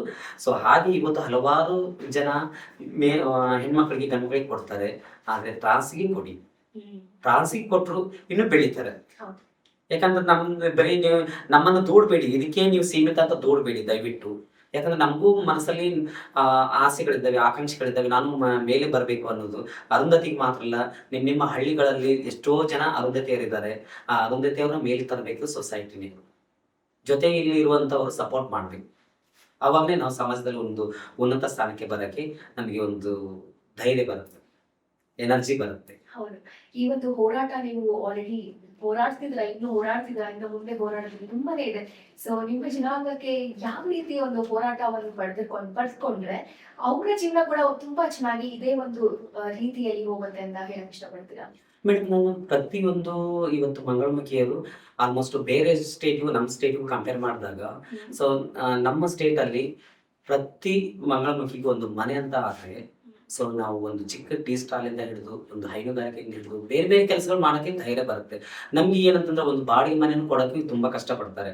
ಅಲ್ಲಿ ಒಬ್ಬ ವ್ಯಕ್ತಿ ನಾರ್ಮಲ್ ಮನುಷ್ಯರಿಗೆ ಕೊಡುವಂತ ಬಾಡಿಗೆಗೂ ನಮಗೂ ತುಂಬಾ ವ್ಯತ್ಯಾಸ ಇದೆ. ಅಲ್ಲಿ 2,000 ಹೇಳಿದ್ರೆ ನಮಗೆ 5,000 6,000 ಕೇಳ್ತಾರೆ. ಸೊ ಅದಕ್ಕೆ ನಾನು ಏನಂತಿದ್ದೇನೆ, ಅಲ್ಲಿ ಇರುವಂತ ಒಂದು ಜಿಲ್ಲಾ ಉಸ್ತುವಾರಿ DC ಇಂದ ಹಿಡಿದು ಬೇರೆ ಬೇರೆ ಮೇಲೆ ಎಲ್ಲೆಲ್ಲಿ ಇದ್ದಾರೆ ಮಂಗಳಮುಖಿಗೆ ಒಂದು ಮನೆ ಅಂತ ಆದ್ರೆ ಆಟೋಮೆಟಿಕ್ಲಿ ನಾವು ಗೌರವಿತವಾಗಿ ಘನತೆಯಿಂದ ಬದುಕುವುದು ಒಂದು ಕಲಿಬಹುದು ಅನ್ನೋದು ನನ್ನ ಒಂದು ಉದ್ದೇಶ. ಯಾವ ರೀತಿ ಹೋರಾಡಬೇಕು ಅನ್ನೋ ಒಂದು ಮೆಸೇಜ್ ನಿಮ್ಮ ಜನಗಳಿಗೆ? ಈಗ ನಾವು ನ್ಯಾಯವಾಗಿ ಹೋರಾಡಬೇಕು. ನಮ್ಗೆ ಎಲ್ಲಿ ಒಂದು ಬೆಲೆ ಇರಲ್ಲ ಆ ಬೆಲೆನ ನಾವು ತಗೊಳ್ಬೇಕು. ಎಲ್ಲಿ ಕಳ್ಕೊಂಡಿದ್ದೀವಿ ಅದನ್ನ ಅಲ್ಲಿಂದನೇ ಪಡ್ಕೋಬೇಕು. ಸಮಾಜದಲ್ಲಿ ನಮ್ಮನ್ನು ಮನುಷ್ಯರಂತೆ ಕಾಣಿ, ನಾವು ಮನುಷ್ಯರಂತ ಕಾಣಿ. ನಮ್ಗೇನು ನಿಮ್ಮ ಸಿಂಪತಿ ಏನು ಬೇಡ. ನಾವು ಬದುಕುವಾಗ ನಮ್ಗೆ ನೋವು ಮಾಡಬಾರ್ದು. ನಾವು ಇನ್ನೊಬ್ಬರಿಗೆ ನೋವು ಮಾಡಲ್ಲ, ನೀವು ನಮ್ಗೆ ನೋವು ಮಾಡಬಾರ್ದು ಅನ್ನೋದು ಉದ್ದೇಶ. ಸೊ ಕೊನೆಯದಾಗಿ ನಿಮ್ಮ ಒಂದು ಮೆಸೇಜ್, ಅಥವಾ ಈಗ ನೀವು ನಡೆದು ಬಂದ ಹಾದಿ ಬಗ್ಗೆ ಮಾತಾಡಿದ್ರಿ, ನಿಮ್ಮ ಎಜುಕೇಷನ್ ಬಗ್ಗೆ ಮಾತಾಡಿದ್ರಿ, ಇವಾಗಿರೋ ಸ್ಥಾನ, ಇವಾಗ ನೀವು ಪಡೆದುಕೊಂಡಿರುವ ಗೌರವದ ಬಗ್ಗೆ ಮಾತಾಡಿದ್ರಿ. ಸೊ ಎಲ್ಲರಿಗೂ ಏನು ಹೇಳಕ್ ಇಷ್ಟಪಡ್ತೀರಾ ಕೊನೆಯದಾಗಿ? ನಾನು ಸಮಾಜಕ್ಕೆ ಹೇಳ್ತೇನೆ ಏನಂತಂದ್ರೆ, ನಾವು ಹುಟ್ಟುವಾಗ ಗಂಡು ಹೆಣ್ಣು ಅಂತ ನಾವು ಒಂದು ಚೌಕಟ್ಟ ಇದು ಮಾಡಿರ್ತೀವಿ. ಹೆಣ್ಣಾದ್ರೆ ಹೀಗಿರ್ಬೇಕು, ಗಂಡಾದ್ರೆ ಹೀಗೆ ಇರ್ಬೇಕು ಅಂತ. ಟ್ರಾನ್ಸ್ ಆದ್ರೆ ಹೇಗಿರ್ಬೇಕು, ಆ ಚೌಕಟ್ಟೆಲ್ಲ ಬೇಡ. ನಾವು ಮನುಷ್ಯರು, ಈ ನಮ್ಮ ಹೆಣ್ಮಕ್ಳು ಹೇಗೆ ಗಂಡ್ಮಕ್ಳು ಹೇಗಿರ್ತಾರೆ ನಾವು ಹಾಗೆ ನಮ್ಮನ್ನು ಬದುಕಕ್ಕೆ ಬಿಡಿ. ನಮಗೂ ಎಲ್ಲ ರೈಟ್ಸ್ ಇದೆ. ನೀವು ನಮಗೆ ಪ್ರತಿಯೊಬ್ಬರಿಗೂ ಅವ್ರವ್ರ ತಂದೆ ತಾಯಿ ಜೊತೆ ಬದುಕುವುದು ಅಂತಂದ್ರೆ ತುಂಬಾ ಇಷ್ಟ. ಅವ್ರಿಗೆ ಯಾವುದೇ ರೀತಿಯಿಂದ ತೊಂದರೆ ಕೊಡ್ಬೇಡಿ, ಸಪೋರ್ಟ್ ಮಾಡಿ. ನೀವು ಈ ತರ ಬದುಕಿ ಅಂತ ಗೈಡ್ಲೈನ್ ಬೇಕಾದ್ರೂ ಮಾಡಿ. ಆ ರೀತಿ ಸಮಾಜದಲ್ಲಿ ನಮ್ಮನ್ನು ಕಡೆಗಣಿಸ್ಬೇಡಿ, ನಮ್ಮನ್ನು ಬದುಕಕ್ಕೆ ಬಿಟ್ಬಿಡಿ. ನಾವು ಗೌರವಿತವಾಗಿ ಬದುಕ್ತೀವಿ, ನೀವು ಸಪೋರ್ಟ್ ಮಾಡಿ. ಅರುಂಧತಿ ಅವರೇ, ನೀವು ಎಷ್ಟೋ ಜನಗಳಿಗೆ ಒಂದು ಮೋಟಿವೇಶನ್, ಒಂದು ಮಾದರಿಯಾಗಿ ಇವತ್ತು ನೀವು ಕೂತಿದ್ದೀರಾ. ಸೊ ಎಲ್ಲರೂ ಈಗ ಯಾರೇ ನಿಮ್ಮನ್ನ ಹತ್ರ ಬಂದ್ರೂ ನಿಮ್ಮ ಥರ ಬದುಕಬೇಕು, ನಿಮ್ಮ ಥರ ನಾವು ಒಂದು ಜೀವನ ಕಟ್ಕೋಬೇಕು ಅಂತ ನಿಮಗೆ ಎಷ್ಟೋ ಜನಗಳು ಹೇಳಿರ್ಬೋದಲ್ವಾ. ಆ ಕ್ಷಣಗಳು ಅವ್ರು ನಿಮ್ಮ ಹತ್ರ ಆ ಒಂದು ವಿಷಯಗಳನ್ನ ಹೇಳ್ಕೊಂಡಾಗ, ಇಲ್ಲ ನಾನೊಂದು ಮಾದರಿಯಾಗಿ ನಾನು ಇನ್ನೊಬ್ಬರಿಗೆ ನನ್ನ ಜೀವನ ದಾರಿದೀಪವಾಗಿರ್ತೀನಿ ಅಂತ ಒಂದು ಆಲೋಚನೆ ಇದೆಯಲ್ಲ ಮೇಡಮ್, ಆ ಒಂದು ಕ್ಷಣಗಳು ಎಷ್ಟು ಖುಷಿ ಕೊಡುತ್ತೆ ನಿಮ್ಮ ಮನಸ್ಸಿಗೆ? ಮೇಡಮ್, ನನಗೆ ಒಂದು ಅಥ್ಲೆಟಿಕ್ ಪಾರ್ಟಿಸಿಪೇಟ್ ಮಾಡಿದಾಗ ಒಂದು ಗೋಲ್ಡ್ ಮೆಡಲ್ ಸಿಕ್ಕಾಗಿರುವಂತ ಖುಷಿ ಎಷ್ಟಿರುತ್ತೆ ಅಷ್ಟು ಖುಷಿ ನನ್ನ ಲೈಫಲ್ಲಿ ಇದೆ. ನನಗೆ ಒಬ್ಬ ವ್ಯಕ್ತಿ ನನ್ಕಿಂತ ಹೆಚ್ಚಿನ ಮಟ್ಟದಲ್ಲಿ ಬೆಳಿತೀನಿ, ನಿಮ್ಮ ರೀತಿ ಆಗ್ತೀನಿ ಅಂತಂದು ಬಂದಾಗ ನನ್ನ ರೀತಿ ಆಗ್ಬೇಡ, ನನ್ಕಿಂತ ಹೆಚ್ಚು ಒಂದು ಒಳ್ಳೆಯ ಸ್ಥಾನಕ್ಕೆ ಹೋಗುವಂತ ಹೇಳುವಾಗ ಆ ಖುಷಿ ಎಷ್ಟು ಕೋಟಿ ಇದ್ರೂ ಸಾಕಾಗ್ತದೆ. ಇಷ್ಟು ಪ್ರೀತಿ ಪಡ್ಕೊಂಡಿದ್ದೀರಾ ನೀವು, ಈ ಪ್ರೀತಿ ಬಗ್ಗೆ ಏನಾದ್ರು ಹೇಳಿ ಮೇಡಮ್.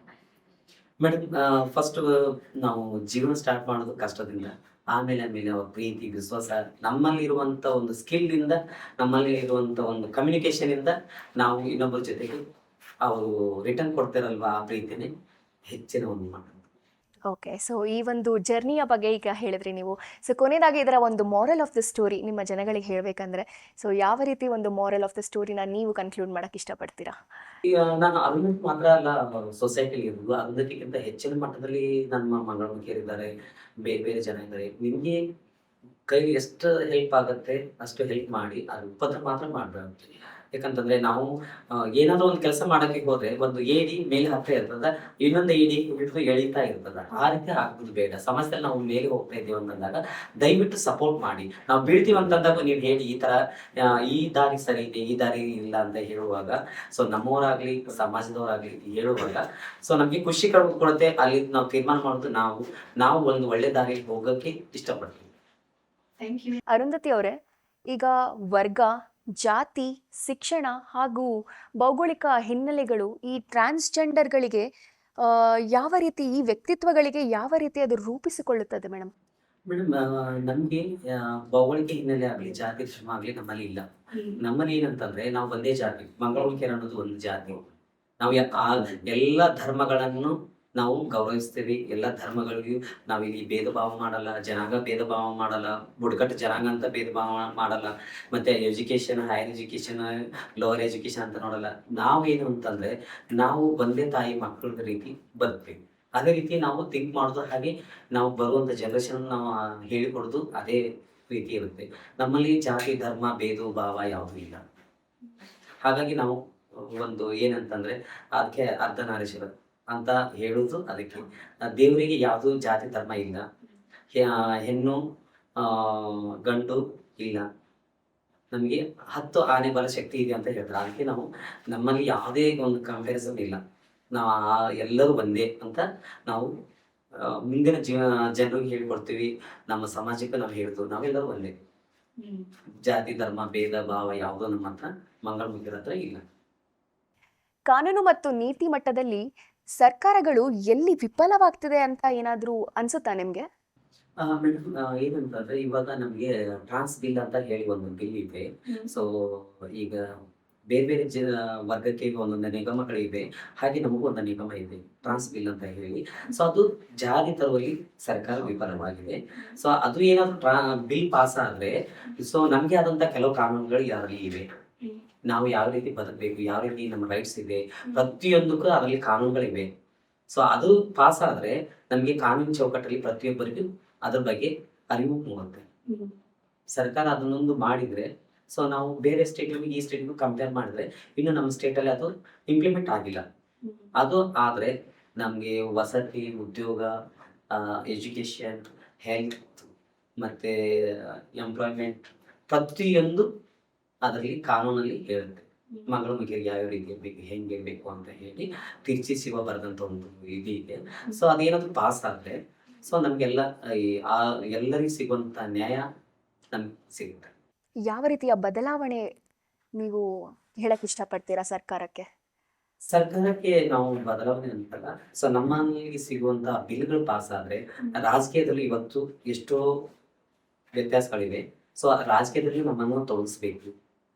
ಅವಾಗ ನಮ್ದು ಈ ಒಂದು ಎಂಪವರ್ಮೆಂಟ್ ಕಾಣಕ್ಕೆ ಒಂದು ದಾರಿ ಆಗುತ್ತೆ. ಸೊ ಈ ರೀತಿಯ ಮಾನಸಿಕ ಒತ್ತಡ ಹಾಗೂ ದೈಹಿಕ ಪ್ರಶ್ನೆಗಳು ಉಂಟಾಗುತ್ತೆ ಅಲ್ವಾ ನಿಮ್ಗೆ ಈ ಒಂದು ಜರ್ನಿಲಿ? ಸೊ ಇದನ್ನೆಲ್ಲ ಹೇಗೆ ನೀವು ನಿವಾರಿಸ್ತಿದ್ರಿ ಮೇಡಮ್? ಕೆಲವು ಟೈಮಲ್ಲಿ ನಮಗೆ ಒಂದು ಕೊಲೀಗ್ಸ್ ಆಪ್ತ ಸಮಾಲೋಚಕರಿದ್ದಾರೆ, ನಮ್ಮಲ್ಲಿ ಸಂಘಟನೆಗಳಿದ್ದಾವೆ. ಮಾನಸಿಕ ಒತ್ತಡ ಯಾರಿಗೆ ಜಾಸ್ತಿ ಆಗುತ್ತೆ, ಯಾರು ಜಾಸ್ತಿ ವರ್ಕ್ ಮಾಡ್ತಾರೆ ಅವ್ರಿಗೆ ಮಾನಸಿಕ ಒತ್ತಡ ಜಾಸ್ತಿ ಇದೆ. ಸೊ ಅಂಥವ್ರು ಏನ್ ಮಾಡ್ತೀವಿ ಅಂತಂದ್ರೆ ನಮ್ಮ ಕೊಲೀಗ್ಸ್ ಅಲ್ಲಿ ನಾವು ಆಪ್ತ ಸಮಾಲೋಚನೆ ಮಾಡ್ತೀವಿ. ಮತ್ತೆ ಕೆಲವು ಸರ್ಕಾರಿ ಹಾಸ್ಪಿಟಲ್ ಇದೆ, ಮತ್ತೆ ಪ್ರೈವೇಟ್ ಹಾಸ್ಪಿಟಲ್ ಇವಾಗ ಕೊಡ್ತಾ ಇದ್ದಾರೆ. ಸೊ ಹಾಗಾಗಿ ಕೆಲವು ನಮ್ಗೆ ಏನ್ ತೊಂದರೆಗಳಾದಾಗ ಸೊ ನಾವು ಪ್ರೈವೇಟ್ ಹಾಸ್ಪಿಟಲ್ಗೆ ಹೋಗ್ತೀವಿ, ಗೌರ್ಮೆಂಟ್ ಹಾಸ್ಪಿಟಲ್ಗೆ ಹೋಗ್ತೀವಿ. ಅಲ್ಲಿ ನಮಗೆ ಬೇಕಾದಂತ ಮಾನಸಿಕ ಒತ್ತಡಗಳನ್ನ ಕಮ್ಮಿ ಮಾಡಕ್ಕೆ ಸೊ ಮಾನಸಿಕ ತಜ್ಞರು ಹೇಳ್ತಾರೆ. ಸೊ ಅವ್ರು ಹೇಳಿದಂತ ಗೈಡ್ಲೈನ್ಸ್ ಪ್ರಕಾರ ನಾವು ಮುಂದೆ ಇದು ಟ್ರೀಟ್ಮೆಂಟ್ ತಗೊಳ್ತೀವಿ. ಯಾಕೆ ಅನ್ಟಚಬಲ್ ಫೀಲ್ ಆಗುತ್ತೆ ಅಂತಂದ್ರೆ ನಾನು ಟೀ ಸ್ಟಾಲ್ ಹಾಕಿದ್ದೀನಿ. ಈಗ ನನಗೆ ಪಾರ್ಟ್ ಟೈಮ್ ಇದರಲ್ಲಿ ಫಾರ್ಮಲಿ ವರ್ಕ್ ಇರುವಾಗ ಬಂದು ಕೂತ್ಕೊಳ್ಳಿಕ್ಕೆ ಮತ್ತೆ ಜನರ ಜೊತೆ ಕಮ್ಯುನಿಕೇಶನ್ ಮಾಡೋದಕ್ಕೋಸ್ಕರ ಸೊ ಅಲ್ಲಿ ಏನಾಗಿದೆ ಅಂತಂದ್ರೆ ಜನರು ಬರ್ತಾರೆ, ಏನ್ ಬೇಕು ಸರ್ ಅಂತ ಕೇಳಿದ ತಕ್ಷಣ ನಮ್ಮ ಸೌಂಡ್ ನೋಡಿದ ತಕ್ಷಣ ಅಯ್ಯೋ ಇವ್ರು ಮಂಗಳಮುಖಿಯರು ಅಂದ ತಕ್ಷಣ ಹೋಗ್ಬಿಡ್ತಾರೆ. ಕೆಲವರು ಅವರು ಮಂಗಳಮುಖಿಯರಿಂದ ಕಡಿಮೆ ಜಾತಿಯವರು ಹಾಗೆ ಹೀಗೆ ಅಂತ ಹೇಳಿದವರು ಇದ್ದಾರೆ. ಎಷ್ಟು ಜನ BAPಗಳು ಬಂದು ಹೋದವರು ಇದ್ದಾರೆ. ಮತ್ತೆ ಎಷ್ಟು ಜನ ಬಂದು ಟೀ ಕುಡಿದು ಅಪ್ರಿಸಿಯೇಟ್ ಮಾಡಿ ಹೋದವರು ಇದ್ದಾರೆ. ಸೊ ಏನಂತಂದ್ರೆ ನಾವು ಕೆಲಸ ಮಾಡ್ತೀವಿ ಸ್ವಾಮಿ, ನೀವು ನಮ್ಮನ್ನು ಎನ್ಕರೇಜ್ ಮಾಡೋದಲ್ಲ, ಅಟ್ಲೀಸ್ಟ್ ನಾವು ಮನುಷ್ಯರ ರೀತಿಯಲ್ಲಿ ನೋಡಿ. ಅವಾಗ ನಮ್ಗೆ ಏನಂತಂದ್ರೆ ಇನ್ನು ಕೆಲಸ ಮಾಡಕ್ಕೆ ಒಂದು ಹುಮ್ಮಸ್ ಬರುತ್ತೆ.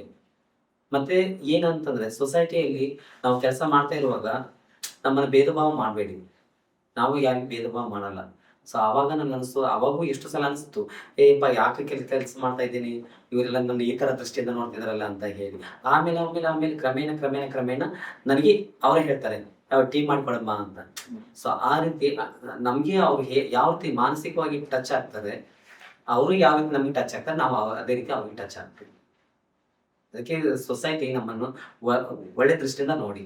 ಮುಂದೆ ನನ್ನ ಒಂದು ಸ್ಟೋರಿ ನೋಡಿ ನೀವು ನೆಕ್ಸ್ಟ್ ಯಾವುದೇ ನಿಮ್ಮ ಹಳ್ಳಿಯಲ್ಲಿ ಆಗಲಿ ಯಾವೂರಲ್ಲಿ ಆಗಲಿ ಮಂಗಳಮುಖಿಯರಿದ್ರೆ ನೋಡಿ, ನೀವು ನಿಮ್ಮವ್ರು ಈ ಥರ ಬದುಕ್ತಾರೆ, ನೀವು ಆ ರೀತಿ ಬದುಕಿ ಅಂತ ಹೇಳಿ ಸಪೋರ್ಟ್ ಮಾಡಿ. ದಯವಿಟ್ಟು ಅವ್ರನ್ನ ದೂಷಿಸ್ಬೇಡಿ, ದೂರ ತಾಳ್ಬೇಡಿ. ಜೊತೆಲಿ ಚಕ್ಕ ಅನ್ನೋದಕ್ಕಿಂತ ಅಕ್ಕ ಅಂತ ಕರೀರಿ, ಇಲ್ಲ ತಂಗಿ ಅಂತ ಕರೀರಿ. ಆವಾಗ ನಮಗೂ ಫೀಲಿಂಗ್ಸ್ ಇರುತ್ತೆ, ನಮಗೂ ನಮ್ಮ ಒಂದು ಫ್ಯಾಮಿಲಿ ಅಂತ ಟಚ್ ಬರುತ್ತೆ.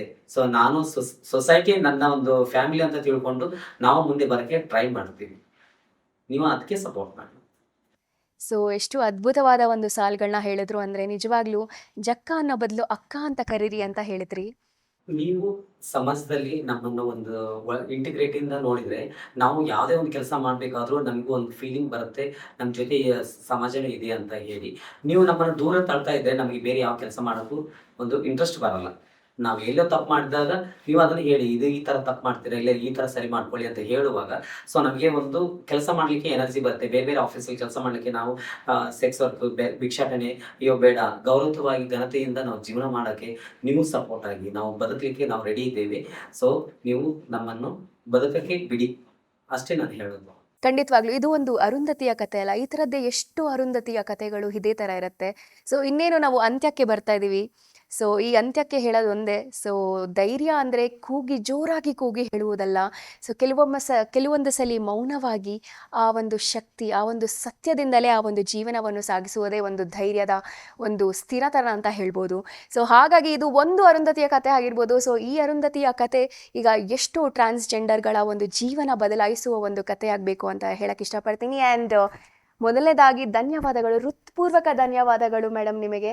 ನೀವು ನಿಮ್ಮ ಒಂದು ಜರ್ನಿಯ ಬಗ್ಗೆ ನಮ್ಮ ಜೊತೆ ಹಂಚಿಕೊಂಡಿದ್ದಕ್ಕೆ ನಿಮಗೆ ತುಂಬ ಹೃದಯದ ಧನ್ಯವಾದಗಳು. Thank you so much.